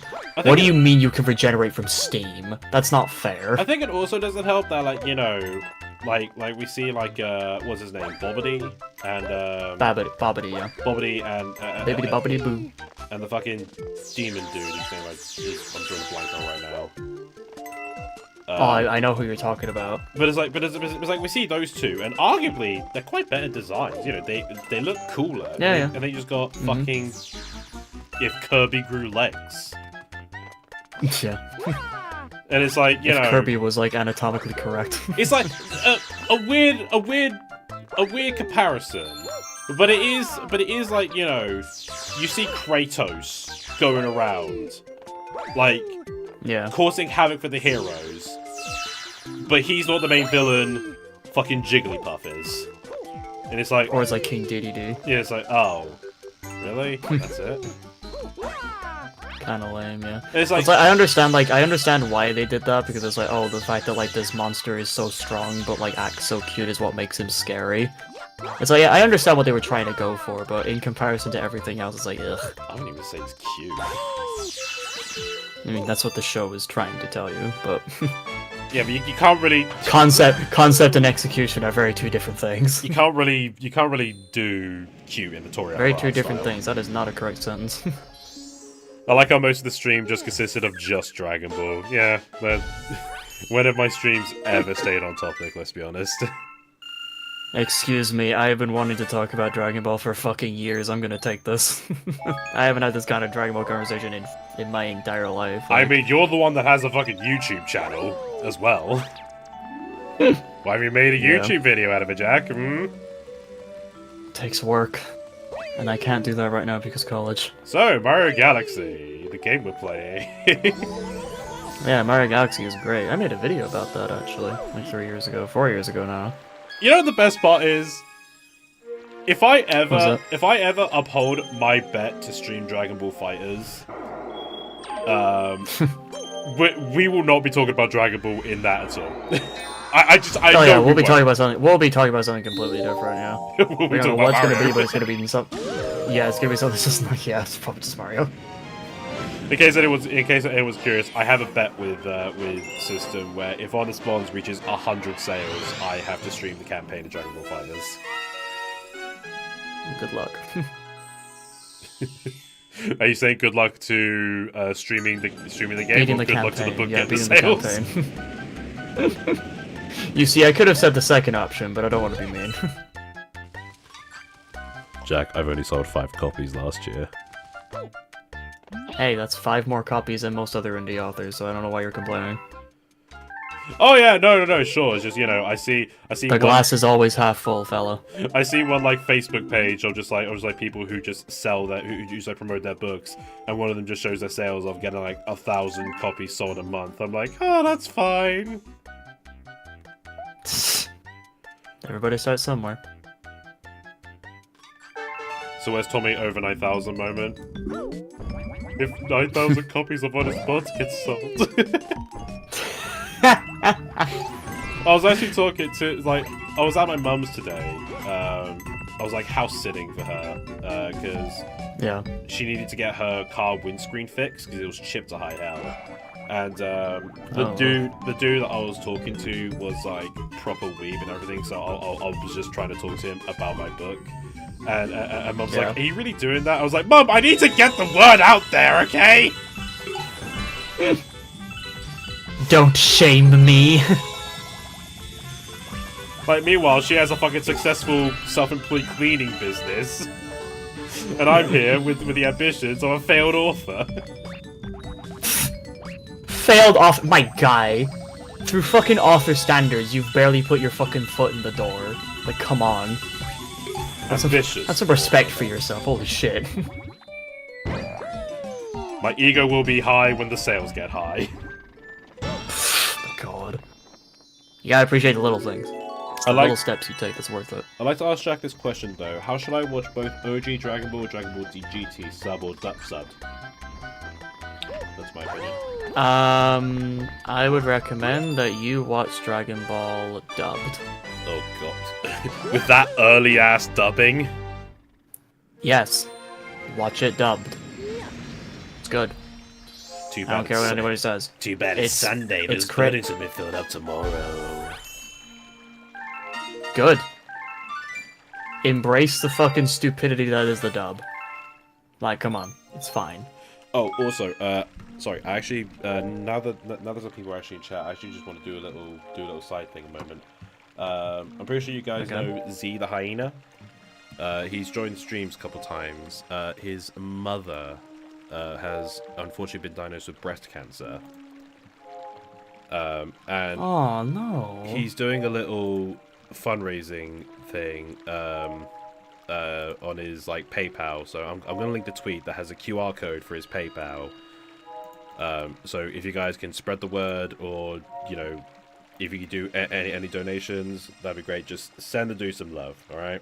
I'm just putting the link in chat. So if you can send him love, I'm certain that he would appreciate it.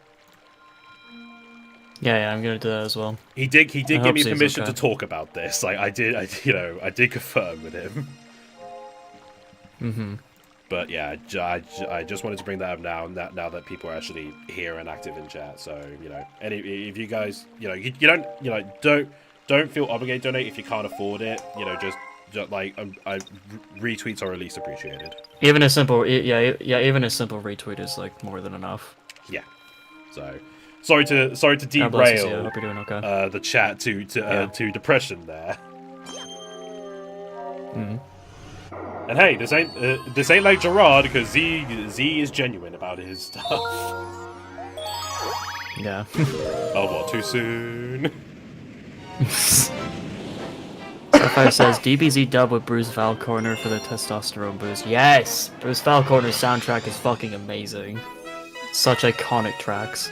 He didn't make most of the music, though, right? You made the correct ones. Because that's the thing I heard, was like, a lot of people worked under him, and he just took the credit for the music. Oh, did he? That's what I heard, yeah. So, you know... Oh, okay. I think it was only in like the result. album, in like the actual album releases that the credits, that the people are credited, but you know, people don't notice that stuff. It's kind of like how like Miyazaki does like the whole movie and stuff, and like it said like a film by Miyazaki, not everybody else, you know. Yeah, but Maybe something like that. I don't. No, I'm sorry, I disagree with that. I don't think that works as a good parallel. How so? Because, you know, okay, so true, Miyazaki didn't make the film by himself, but he is the director, so that is sort of him claiming credit for it. But at the end of the film, everyone... Oh, they're all credited, yeah, right, okay, yeah. Whereas, okay, I get what you mean. Whereas, you know, in, like, Dragon Ball credits, in like, the credits of Zed, you would see music composed by Bruce Falconer. And only when the album was out on digital stores, you go into more information, and there's the people who made the music. Ah, okay. Alright, fair enough. So, sorry, I don't think that applies. Welcome to Incorrect Takes with Jack. I'm not always correct. Despite my very, very good track record. Sakurai is the only person who worked on Smash Brothers, judging by the internet. For real. All of those other names in like the classic credits, aliases. All aliases. Yeah. I guess it's also... Can I ask which version of Ultra Instinct do you guys like? I like Semi-Perfect Ultra Instinct from the anime. I guess Semi-Perfect Ultra Instinct is probably my favorite. That was cool. I'm not a fan of the white hair, personally. I like the black hair. I don't mind the white hair. I think it's okay. Yeah, I'm just a fan of black hair. I just hate how just mediocre Ultra Instinct's, like, arrival came in, where it's like, you know... We see this Ultra Instinct form appear, and everyone, and, you know, in a tournament. In a tournament. Yeah, but you know, Beerus is just hyping up. He's just calm. He's like, "Here it is. Here it comes." Like he knows what's coming. The form happens, and then episode ends. Next episode, we get this shitty like J-pop like song. Which I had a fucking argument with someone. I know I told you about this, Jack, but yeah. Like fucking I saw an argument in comments. Someone saying like, "Oh my god, I can't believe the dub ruined this scene. Like this this music is so shit." And I was like thinking, oh, did Funimation like do their own song? I thought they weren't allowed to do that. So I looked up the sub transformation. And it's the exact same song. I'm pretty sure it's the exact same singer, but it's just in Japanese. And I left a comment saying, like, regardless if this is dub or sub, the music is so unfitting. Like, for Goku's final transformation, like, I would expect an orchestra and not just some lackluster J-pop song. And almost immediately, the comment I got was, "Nah, sub is better, you dub purist." Like, what did I say? That's not what I said at all! Dragon Ball fans aren't known for their media literacy. Fucking love or this literacy music. in general. Oh, Space Junk Galaxy's music is great. Oh yeah, like this song is just like perfect isolation. Alright. I guess like the best way to describe it. No, Hopeful Jack, isolation. Jack, I'm gonna ask you a hard question. Okay. Good at Galaxy? Or Gusty Garden Galaxy?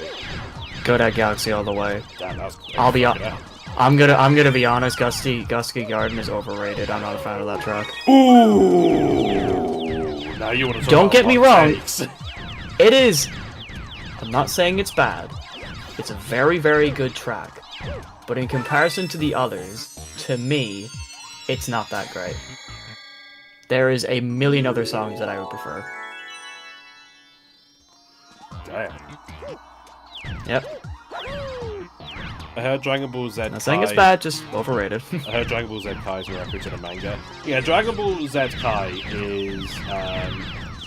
is manga accurate. It cuts out a lot of the filler. So yeah. Like whereas Yeah.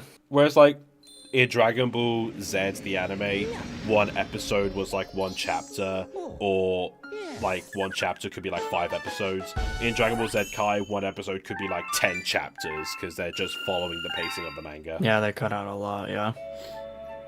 And it works. It works for what it does. Yeah, Dragon Ball Z Kai is fine. I watched it till like the Cell Saga and it was like 96 episodes. Yeah. But you know, it's good. It's fine. They reduced the Goku vs. Frieza fight to 2 hours instead of 4 hours.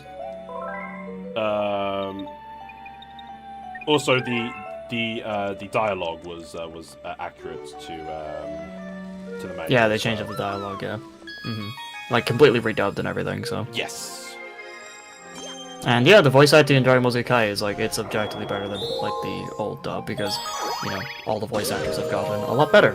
I'm just gonna say it in general. So I don't care what people complaining about the style. Just say Goku's transformation in Kai in the dub is way better than in the regular Z dub. I'll give you an even hotter take. Kai Gohan's voice is infinitely better than Z Kai's than like original Z Gohan.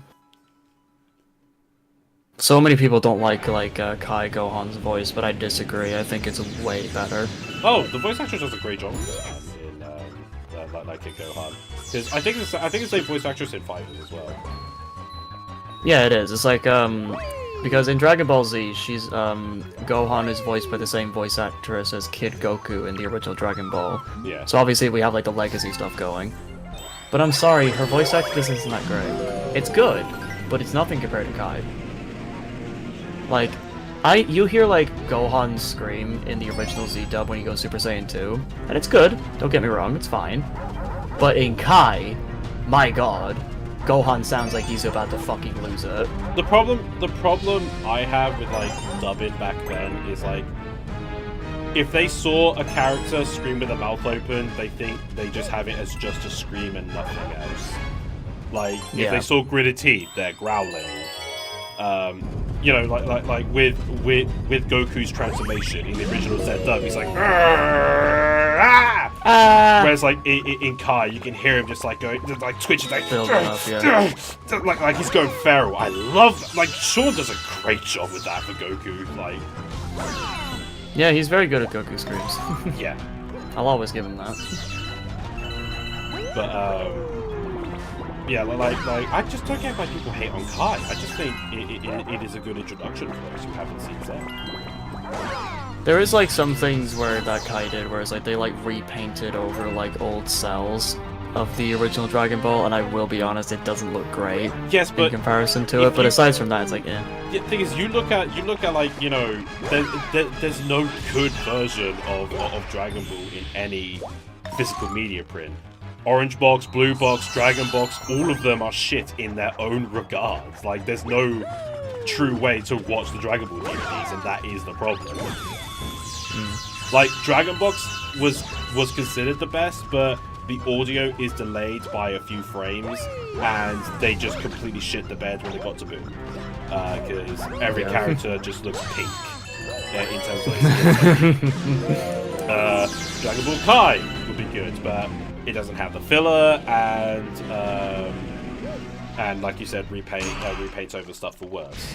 Like, there's no good way to watch Dragon Ball on media, and Funimation keeps fucking it up, and they know they're fucking it up. Because there was like I think it was like a 50th anniversary, but like an anniversary box they were doing for Dragon Ball Z, which I think they are coming up to their 50-year anniversary soon. I think it's 40 years now. Right. But, yeah, it's 40 years. So they had the 30th anniversary a while ago. But Funimation did like a poll. If fans wanted it in 4x3 or 16:9, and an ex-employee Funimation admitted that that 4x3 spoke out, but Funimation ignored it to do 16:9. Cowards. Yeah. And they held that fucking bundle through a crowdfunding campaign. and that is a problem with cell animation because you have unlike cells for a film, and yes, I'm quoting this directly from Totally Not Mark, but unlike cells for a film, that could be one reel. Cells for a cartoon show, that's way more storage than just a film. And they degrade over time. That is the problem. Yeah. It's the beauty and the curse of traditional cell animation. It has its upsides and downsides. Cell animation doesn't last forever. What do you guys think of Pal World? Oh yeah, that. You familiar with Pal World? A lot of people say that AI is involved. I've seen no proof of AI. Like people speculate. There's no proof whatsoever. I haven't seen anything like that. I know that Henry's told me that the director's very pro AI, but it's like, dude, this fucking game has been in development for like 4 years. Before AI became a massive thing. The only argument I can kind of see is that they've used AI before in some of their previous games. Like, okay, doesn't mean they're going to use it again. It just looks shit anyway. It's Pokemon with guns. I just think that concept is really fucking funny. Henry linked me a video mod where it's like someone modded Pokemon into Power World. I'm like, I'm surprised it didn't happen sooner. The game literally just came out like a day ago. Yeah, I'm surprised it didn't happen sooner. You heard me.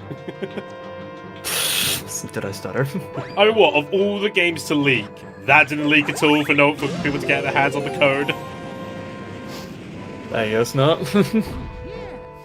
I mean, I'm just waiting, maybe it's just a Nintendo fan in me, but I guess I'm just expecting Nintendo to respond. I think, like, they released a tweet going off, like, oh, here's the best stuff from, like, Pokemon Violet or whatever the fucking new game was, or, like, the Game Freak game. And people were just, like, completely destroying them in the fucking comments, going like, yeah, Pal World is better than this shit, do better. Huh, I didn't know that. Yeah, so it's like, no, there you go. I just found out if you spin at those doors on the ships, you get a coin. Huh, there you go. There you go. If you ever need an emergency coin, that's how you do it. You're that bad at the game. It reminds me, yeah, that Nintendo getting roasted in the comments. It reminds me of just like fucking a tweet they did where it's like, "What's your favorite Nintendo music?" And everyone replied with like a picture of like, "You can't view this because of a copyright claim by Nintendo." Yeah. It's like, deserved. were they not expecting that? 100% deserved. Like I love it when corporations get that shit thrown back at them. It's like when YouTube did a tweet saying like, "Who's your favorite YouTube animator?" Even Newgrounds responded to them. It's like, yeah, we don't want to fucking hear it.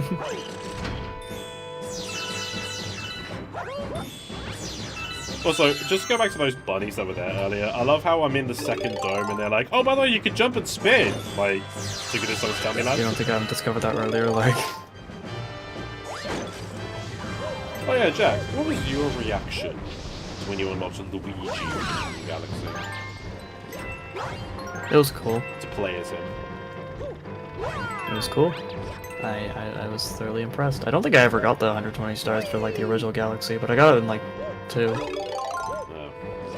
Oh, and I'm the fake Galaxy. Yeah, you are. I'm glad we came to the same agreement. Debate over. Thank you for watching, chat.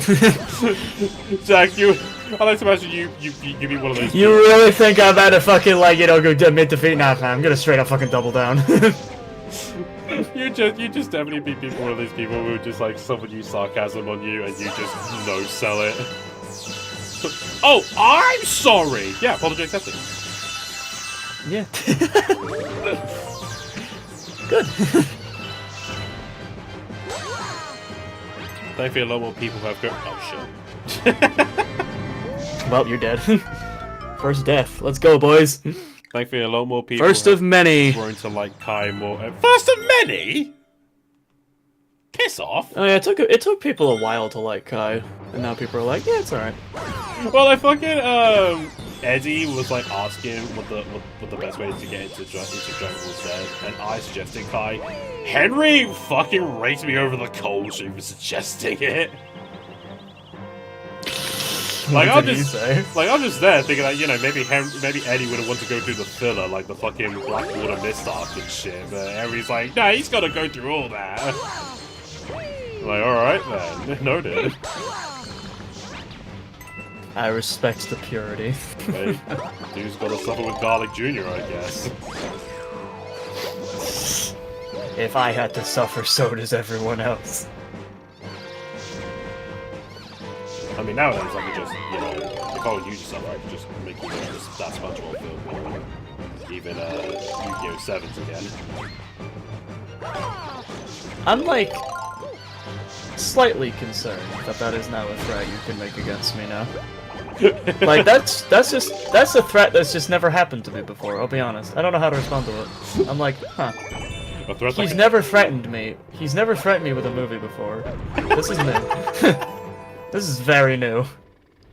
Usually it's like a bad YouTube video, or like he brings up something embarrassing I did when I was like fucking 15. You know, that's the usual shit I come to expect. He's never threatened me with a movie. This is very new for me. So I'm like, huh. It's gotta be really fucking bad if he's threatening me with a goddamn film. I did say to Henry, I said, Yu-Gi-Oh! 7s is nowhere near as bad as this now. And he agreed. Well, that's all you got out. I said to Henry, I said, during that film, I said, Yu-Gi-Oh! 7s was not as bad as this, and he agreed with me on that. Goddamn. By the way, chat, Yu-Gi-Oh! 7s is shit. Shit is shit.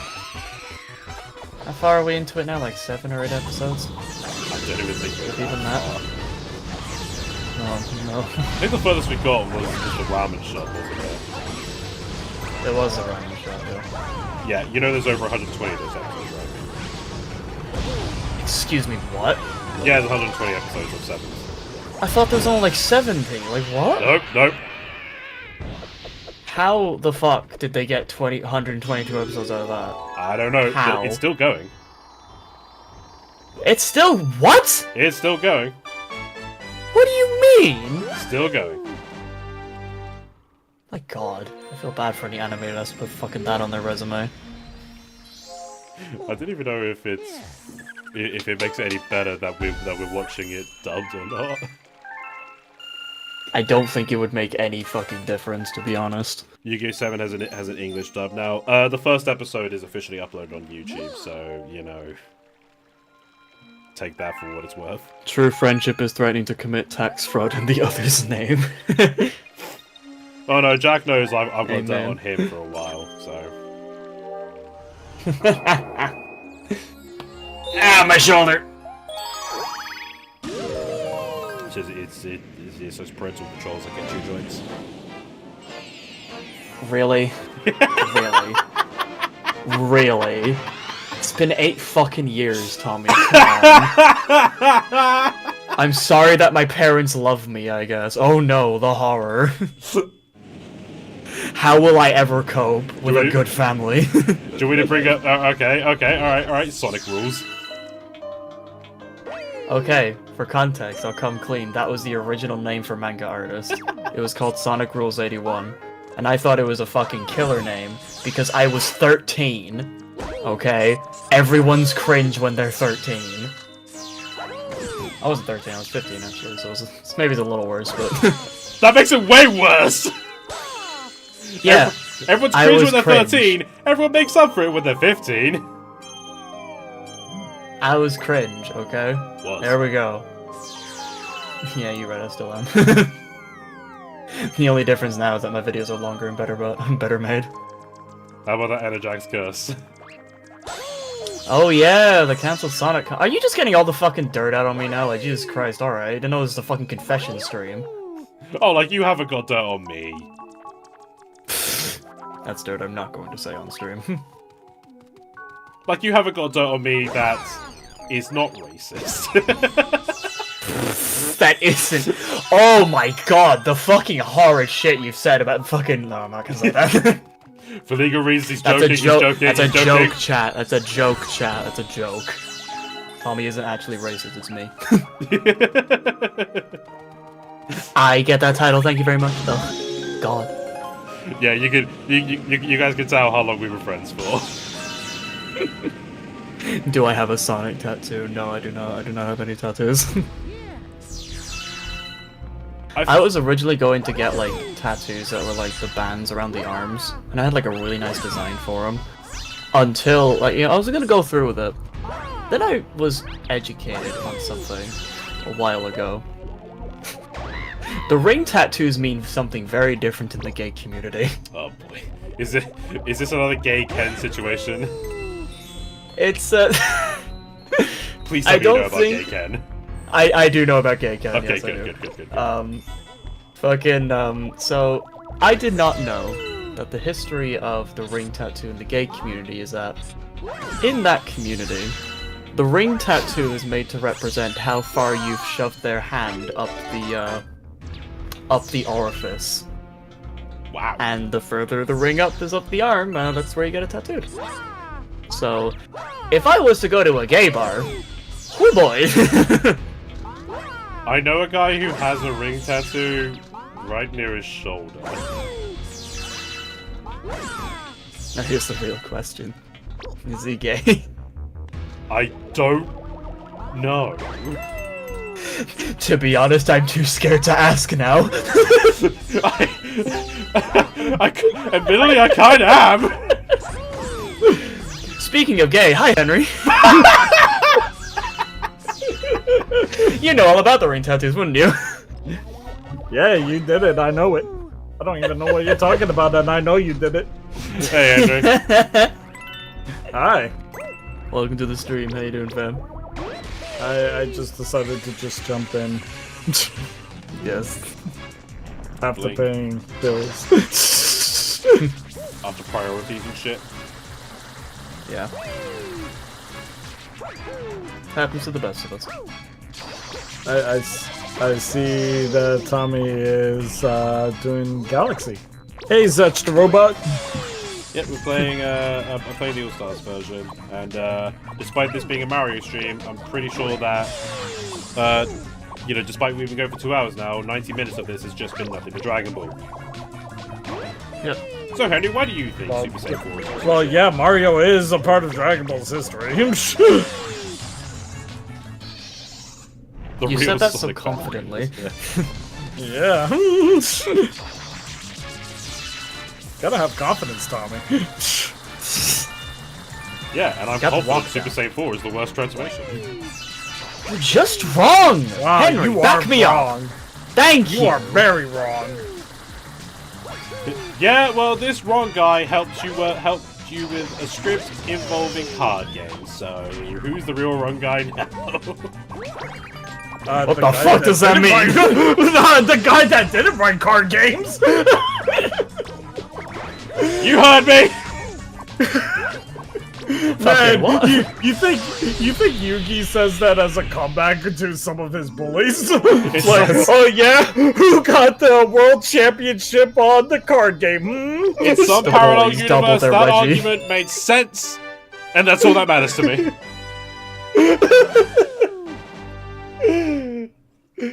Zach, it's okay to be wrong, but you know what? I appreciate you defending Tommy. No, Zach knows what's up. No, he does not. You boys will eventually see the light, and I will be there to embrace you in open arms. Hey, Zach, did you have somewhere to go? Indeed I do. I am out to have some drinks with the boys. So it's now exactly 8, so I gotta get going. Thank you for the stream. This is actually very fucking fun. I really enjoyed myself. I appreciate the very autistic debates we have had throughout these 2 hours. Well, I mean, if you want, I can let you know whenever I go live if you want to join streams in the future. Sure, yeah, if I'm not busy with college, I'll definitely hop in. Hell yeah! All right, have a good time drinking. Don't drink too much. Don't worry, I'll be fine. Alright, Be good. see you boys later. Ciao. Bye-bye. Bye.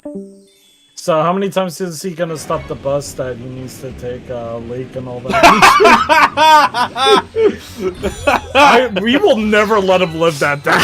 He said we could blackmail him with that. Yes. Do you want to tell the story? I'll tell the story. So this was when Henry and Jack came to the UK in 2022. It was, I think it was your last night here as well.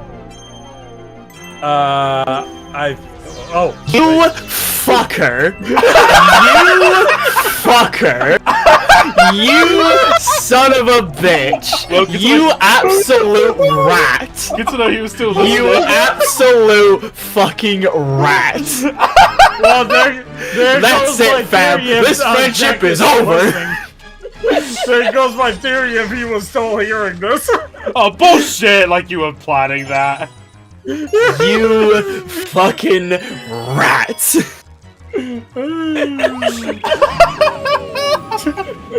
Now that's becoming a highlight. Alright, now. Alright, later. See ya. Oh, that was great. But yeah, anyway, so Henry, where do you stand on Jack comparing the Boo Saga to Sonic Prime? What? oh yeah, like we were talking about how bad Sonic the Boo Saga was, and Jack made a comparison to it and Sonic Prime Season 3. It's been a very long time since I've seen the Boo Saga, so it'll be hard for me to compare. Yeah. I just remembered that, like, my brother and I, when we were watching the Boo Saga, like, I remember there were, like, a lot of episodes that, like, were pointless. And I remember, like, my brother and I felt like Hercule should have been the one to defeat Kid Boo. Now see, why couldn't you have joined the stream earlier to have said this stuff? Yeah. Anyway, back to the bus story. So it was Henry and Jack's last day in the UK, and some mates wanted to meet up with us to meet them, and we went to McDonald's for some lunch, and then we went to yeah, and then we went to Spoons for drinks. And for those who don't know, Wetherspoons is like a cheap pub chain in the UK. You know, America has fast food chains, Britain has pub chains. Yeah. Like, there's nothing more British than that in it. Hold on, I gotta be right back. No, Hold on. I'll keep telling the story. But yeah, so like, Jack drank. Well, I wouldn't say he drank a lot. Cornwall is known for its ciders, and our very popular cider is Rattlers. It's quite strong. I think Jack said is almost as strong as some good stuff that Ireland has, but yeah. So with that, he drank about, I think it's like 4 bottles, maybe 5, but yeah, he was quite drunk. We got on the second to last bus home, and Jack had to stop the bus because he was going to be sick. And Yeah. and like he actually got out, nearly threw up in a bush, and I was there thinking like, okay, yeah, like nah, we couldn't keep the bus driver waiting because there were other people on the bus. So okay, we're just gonna get off and we're just gonna walk a bit to sober Jack up. There was 2 hours left until the next bus. So Yep. we went down to the sea. We had a very good chat about stuff. Saw my uncle there, which is interesting. Yeah, that was a complete surprise. Yeah. Genuine complete accident. That was like the first time in ages I'd seen that particular uncle. So it was like, oh, okay. But yeah, so Like Jack felt bad, but we were telling him like, no, actually, it was pretty amazing that like we had the chance to even meet more of your family and stuff like that. It's like, huh, this was just a really random encounter. like honestly, like when you live the cool for so long, just being there with mates who just haven't been in there is, you know, it was a fun time regardless. But yeah, so we got off the bus. Jack was sobering up, you know, all was fine, and we got on the last bus back home. Jack really needed to go for a piss. And I should say that before we got on, I said, I was like, you guys need to use loo or anything because, you know, like the bus gonna be for a bit, and you know, but both Henry and Jack were like, no, we don't need to. We got on the bus for like 5 minutes, and Jack went, how long is it gonna take for us to get back to your flat? And I'm like, about what, 30, maybe 40 minutes. He said, I really need to go. I was like, you said you don't. Yeah. He said, yeah, but like doing a burst. He was actually shifting in his seat, crossing legs and everything. It got to a point where he said, I can't take this anymore. Got up, asked the bus driver to stop so he could go out and go for a piss. Like, actually told the driver to stop, and he got out into the dark where no one could see him. There were other people on the bus. Like, where we sat in the front, in the fold-out seats that is meant to be for disabled people and the elderly, but you know, this late there was no one there. I sat on one side, Henry and Jack sat on the other. When Jack asked the bus driver to stop, Henry got up and walked and sat next to me. Yes. and then Jack, when he came back, like that's when he kind of sat down and he realized I moved. And the first thing he said was, "You are allowed to use this as blackmail against me." Yes. I'm just thinking, if I'm ever the best man at his wedding, you bet I'm putting that in the speech. Yes.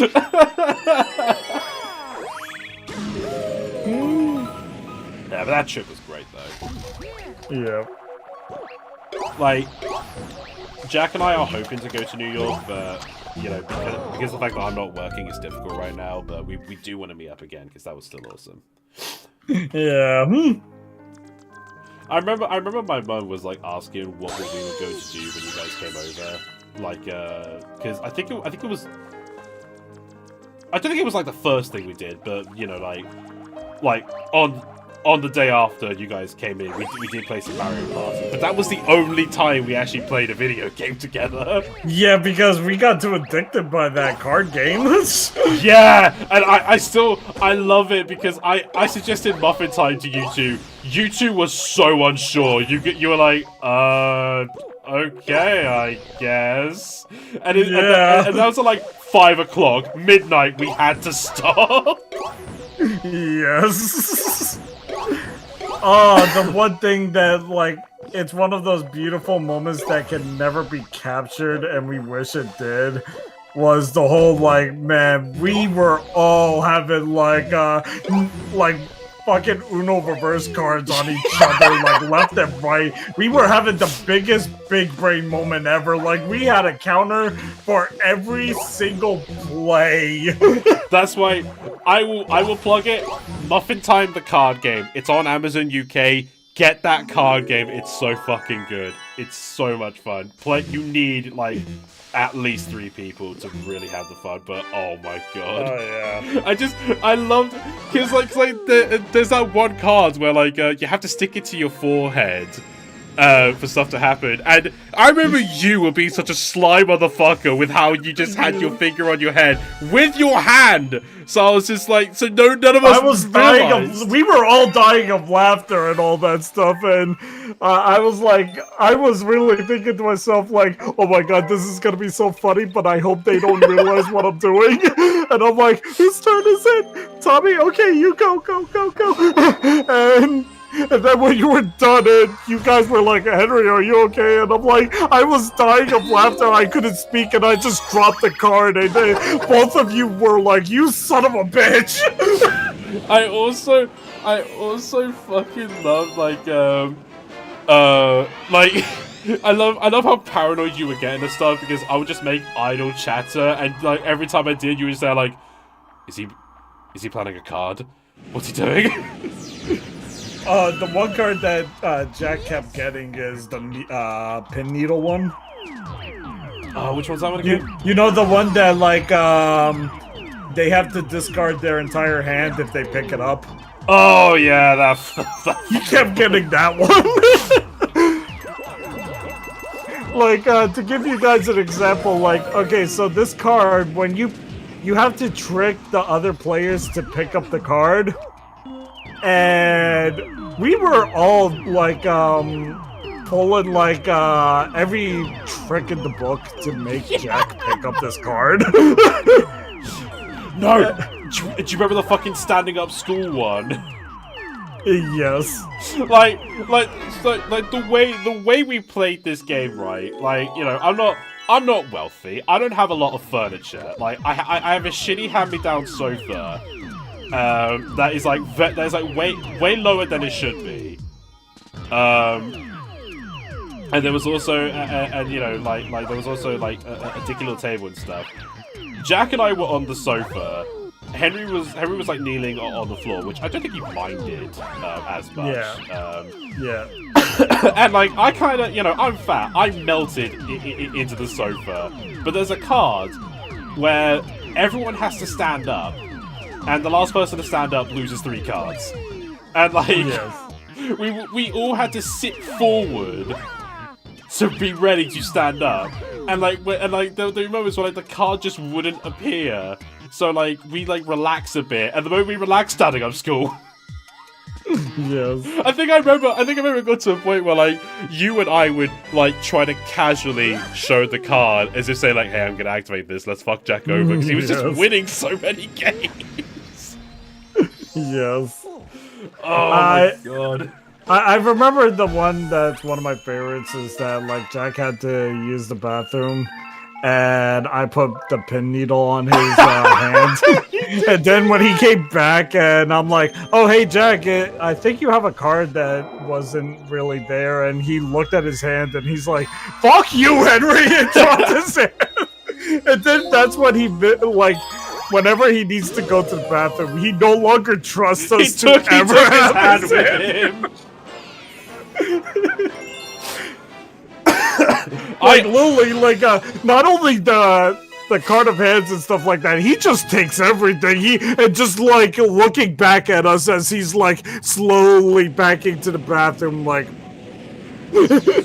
I also love that card because like I always because you know the way the game worked, you had to keep picking up cards from the deck and put it into the discard pile. But of course, you know, it's 200 cards, so it's a tool deck. So the deck would just get, like, you know, dislodged and stuff. And, like, every time I had that trap card, I'd adjust the deck so it'd be more straight. And I very sneakily put the card on top. So whenever anyone had to draw, it's like, well, look, guess what you just picked up? But again, it was always Jack for some reason. I think you did pick it up a couple times. I think I picked it up only, like, twice. Like, Jack got it, like, around, like, God, I forgot how many times. It just became a running joke to us that, like, Jack really freaking hates this card. Muffin Time was so much fun, though. Because one time, like, I remember I told Jack, like, Jack, my hand is closer to you. Can you pick it up? And he picked it up, and I'm like, you got the needle.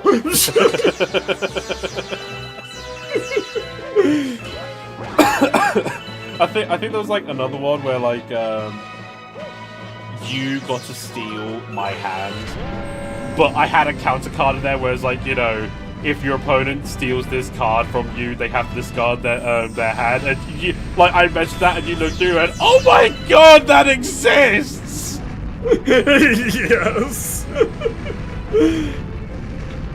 I go visit Cornwall, but I'm afraid of planes. That is my dilemma with wanting to be Henry in New York. I'm terrified of flying. But like, for it to be a cheap flight. Behold, I can fly. But for it to be a cheap flight, I'd have to go to Dublin and then go to fucking New York. Because somehow that is how we found out it was cheaper to do that than just to have you go from New York to England. Yeah, because when I was looking at ticket prices just for shits and giggles, but that's when like, oh shit, like going to Ireland is actually not that bad. Yeah, because I was like, huh, I wonder how much it would cost to go to England, and like we looked at like how much it will be, and I'm like, Jesus Christ, it's nearly $1,000 at the time, and we were like, oh, if I go to Ireland and then get a ticket from there, like the overall trip would cost me like $400 or something. yeah, he's not exaggerating because like I can't remember why we looked this up, but like yeah, we did look up. No, we were talking, and I said like I might actually do it. My brother told me like to go for it, and we like slowly this conversation was becoming more and more serious when it was at first just out of pure curiosity. I think this was a case because it's like because it was becoming a bit real. We were like, let's actually do this. Like, this would be awesome. Yeah. Yeah, and it happened. And it was like because you were gonna stop in Dublin. It was like, dude, let's get Jack involved. Yeah. We're like, Jack, where the hell are you? And Jack is like, yeah, sure, I can do it. Just gonna leave this here for a moment because I've never been able to do this before. Oh shit! Damn it! What happened? Look at the screen. The stream. It's just like Mario sleeping. Yeah, the bullet bill just going around. Did you think like because he sat down, like, oh no, that will increase the chances to hit me? No, I keep forgetting how sensitive the motion on the Joy-Con is, so I was trying to like be slow, trying to grab my can, but no, Mario's still spun. God damn it.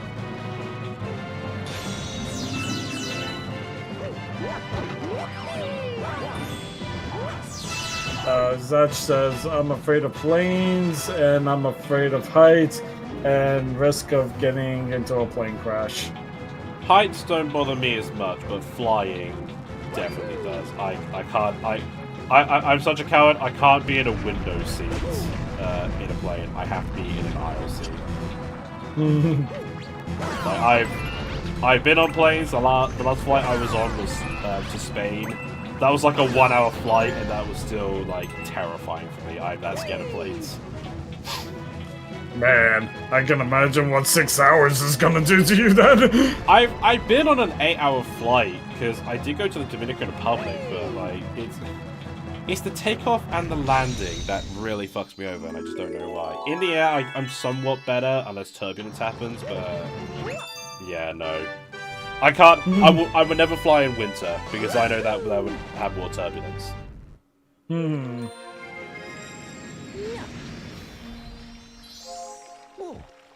It's just I don't like being super high in the air. Oh, I get that. Like everyone has their fears, dude. I mean, I'm still scared of insects. Not like spiders, because well, unless they're huge ones, but like bees, fuck off. Terrified of the bastards. Don't get me started on wasps. Oh, wasps are assholes. I remember I was talking to Corey about like bees and wasps, and he was he was saying about how we shouldn't kill bees because they are part of the ecosystem, like they help pollinate flowers and stuff. And I said, what about wasps? We said, oh, we kill wasps, absolutely. I'm like, great, okay, cool.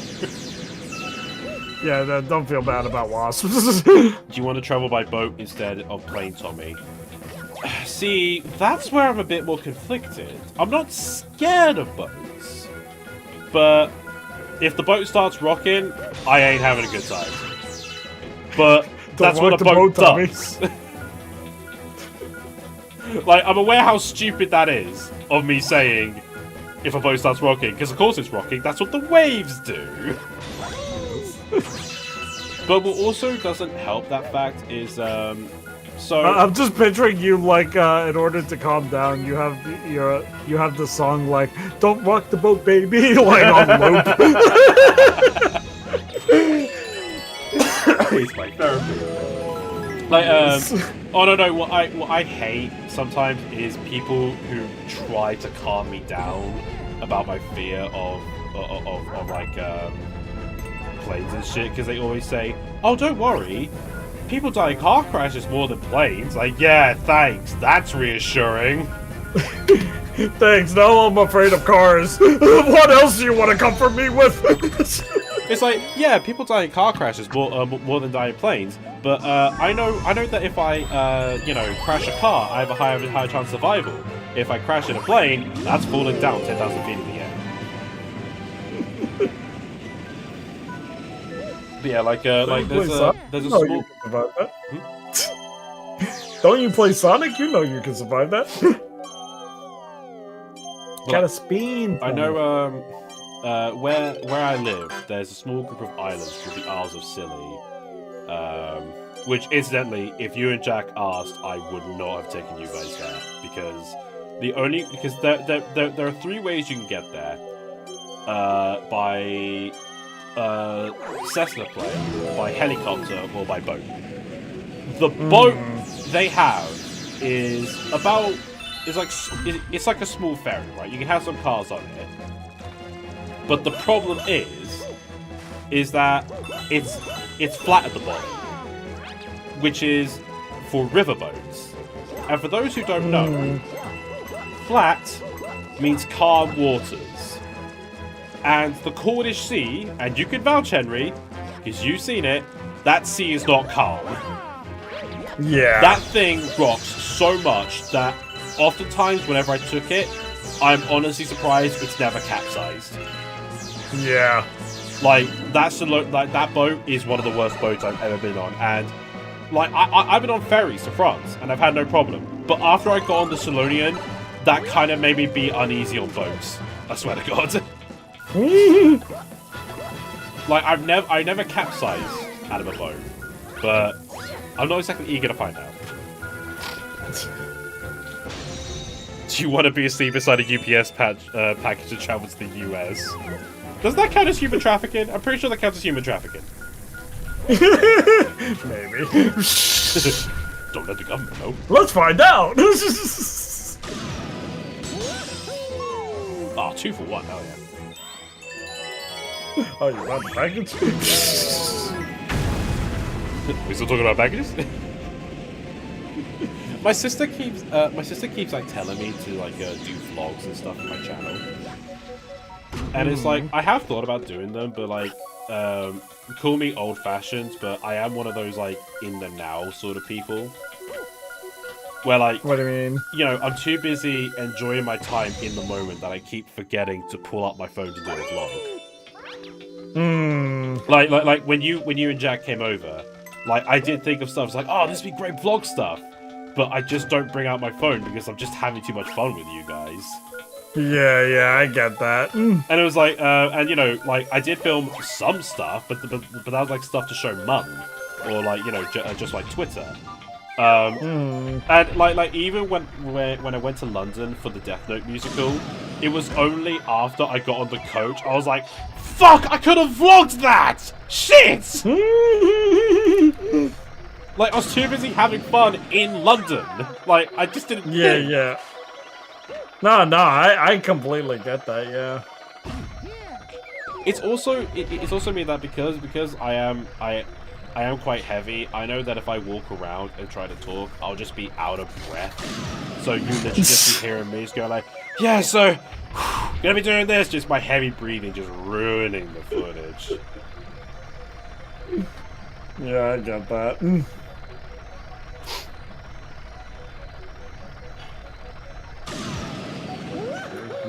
Oh, come off it, I had that. This game's bullshit. Worst game, 0 out of 10. Let's see. Zach says, you know what's a good idea? Sam fake let ships. Oh wait, you already read that one. Yeah, just knock me the fuck out and put me in a box, Madagascar style. Yes. I don't see anything wrong with that whatsoever. They're forgetting the most important thing. Like they need to give you air holes. Oh, that's the only thing, is it? Okay. Yeah. Tommy clearly a Mario Galaxy Pro. Exactly. So Tommy doesn't have to YouTube Parasite content fully yet. It's like I have thought about it, like, cause my sister mainly brings up like weekly vlogs, but just nothing interesting goes on in my life to where I could do weekly vlogs. But like, because you know, like she obviously sees those people who do weekly vlogs, but because they have YouTube money, they can afford to travel. They can afford to do all that stuff they do in those vlogs. When you're a start-off YouTuber, what the fuck are you gonna vlog about? Yeah, I'm going to work today. Not a lot going on at work today.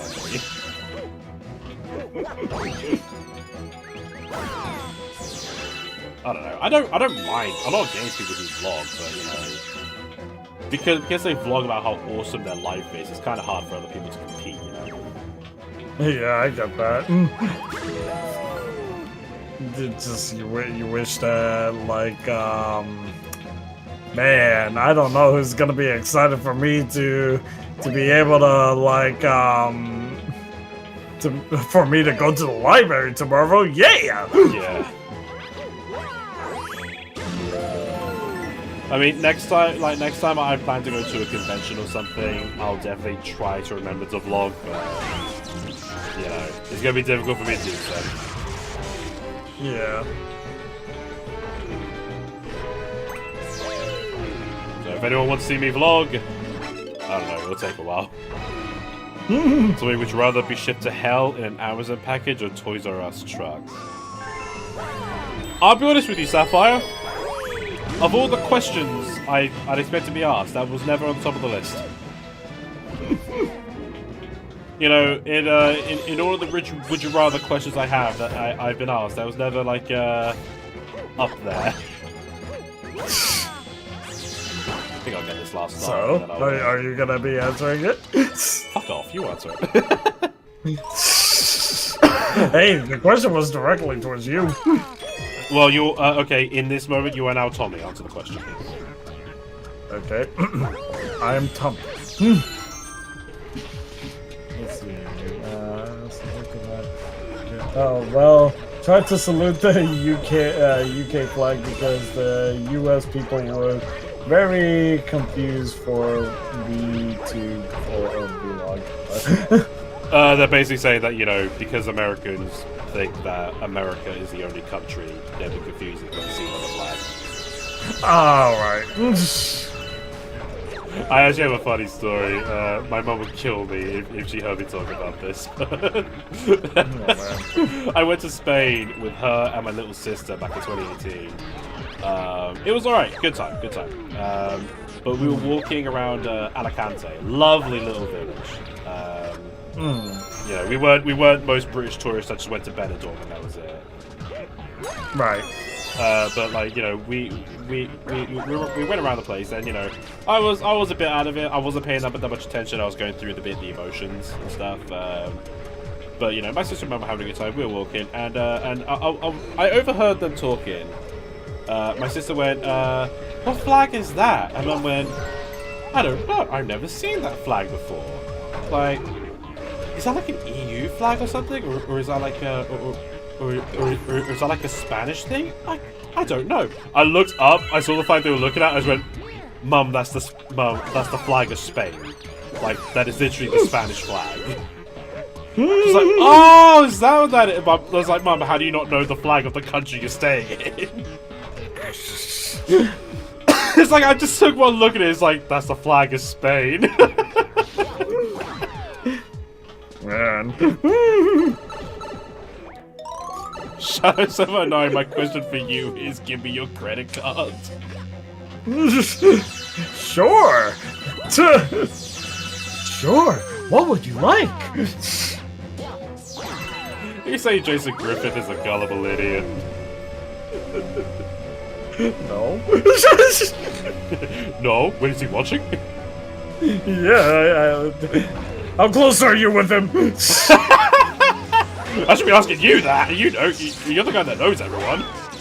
I don't know, Jason Griffith. I'm sure he has like some kind of spiteful agenda against me. What, because of the high on Jason Griffith stuff? Maybe. I doubt you're popular enough for people to quote that at him. I don't know, man. I know that most of the voice actors of Sonic know Shadow and Silver, apparently. Although I will forever love how just in your canon, Jason Griffith Sonic is always Brawl Sonic. Yes. Even in Blender, I actually got Brawl Sonic just in case if I needed a Jason Griffith. Of course you do. Yeah. I think that was always still one of my favorite jokes of yours, just like in Reminiscent 5 Part 2. Just like, think of something! Anything! Hi, I'm Jason Griffith!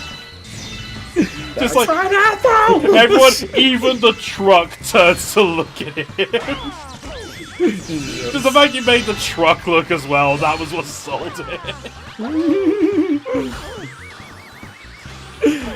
Oh, I love that shit. Yes. I still, like, isn't your most viewed video 6 Part 1, but that's only because, like, Rouge in the thumbnail? Probably, I gotta check I think it's now, like, now it's the Warner vs. Boom, hold on, most popular.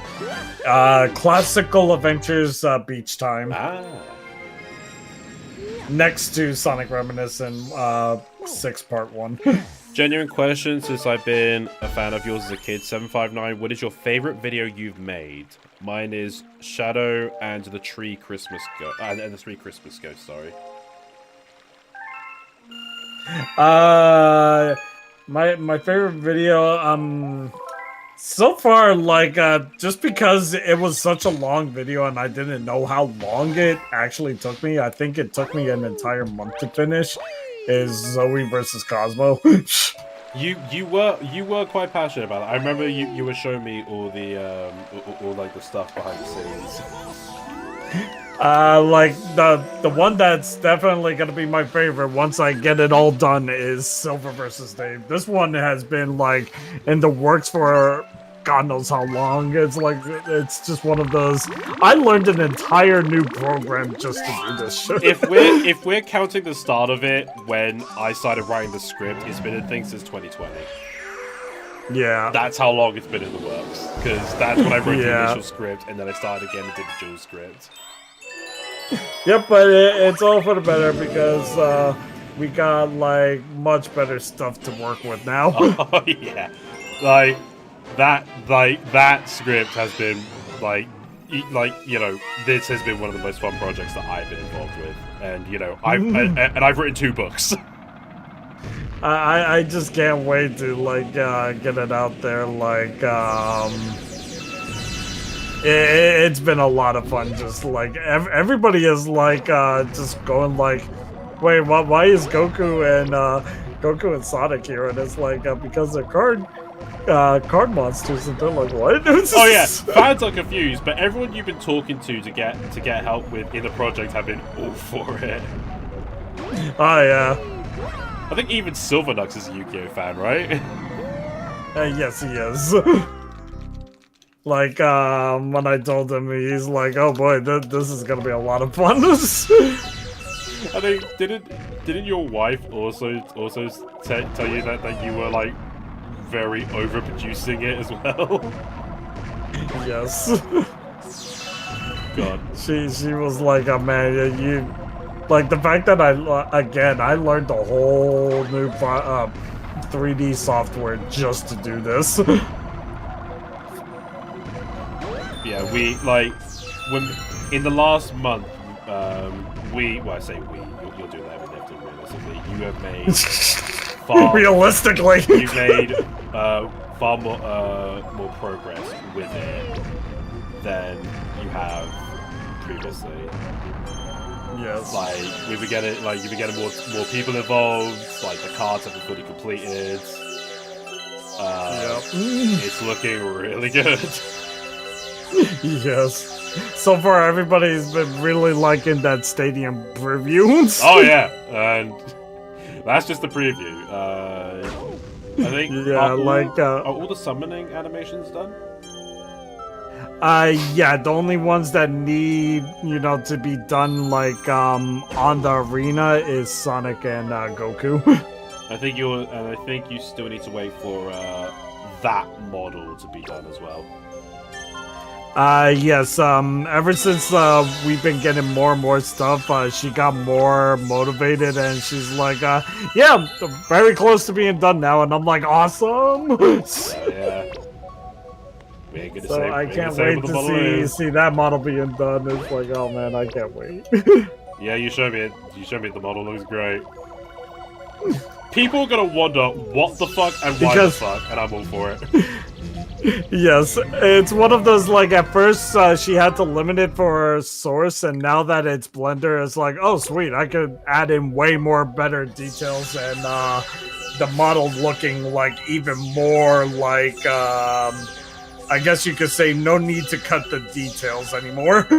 Yeah, try not to give away too many details there, dude. Yeah.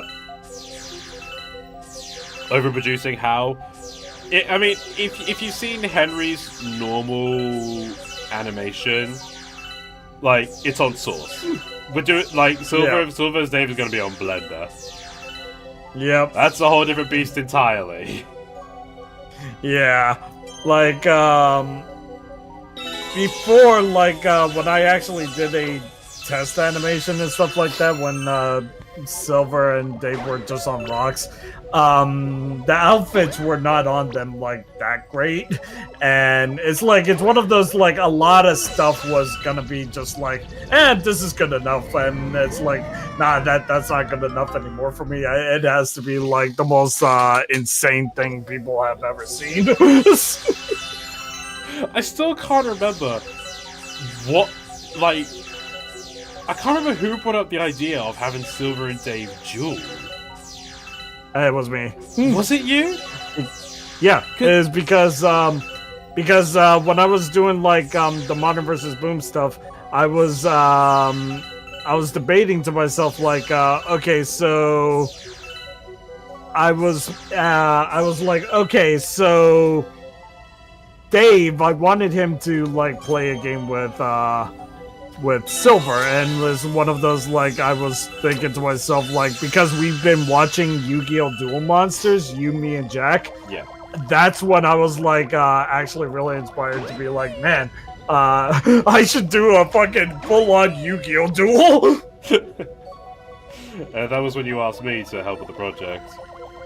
Yeah, because I was man, I was working on this project by myself, but you actually knew how the game worked. I was actually just gonna make shit up, but I'm man, I think I need somebody that actually knows how the game works inside and out, to help me out with this. Yeah, because I do play the card game. I don't just watch the anime.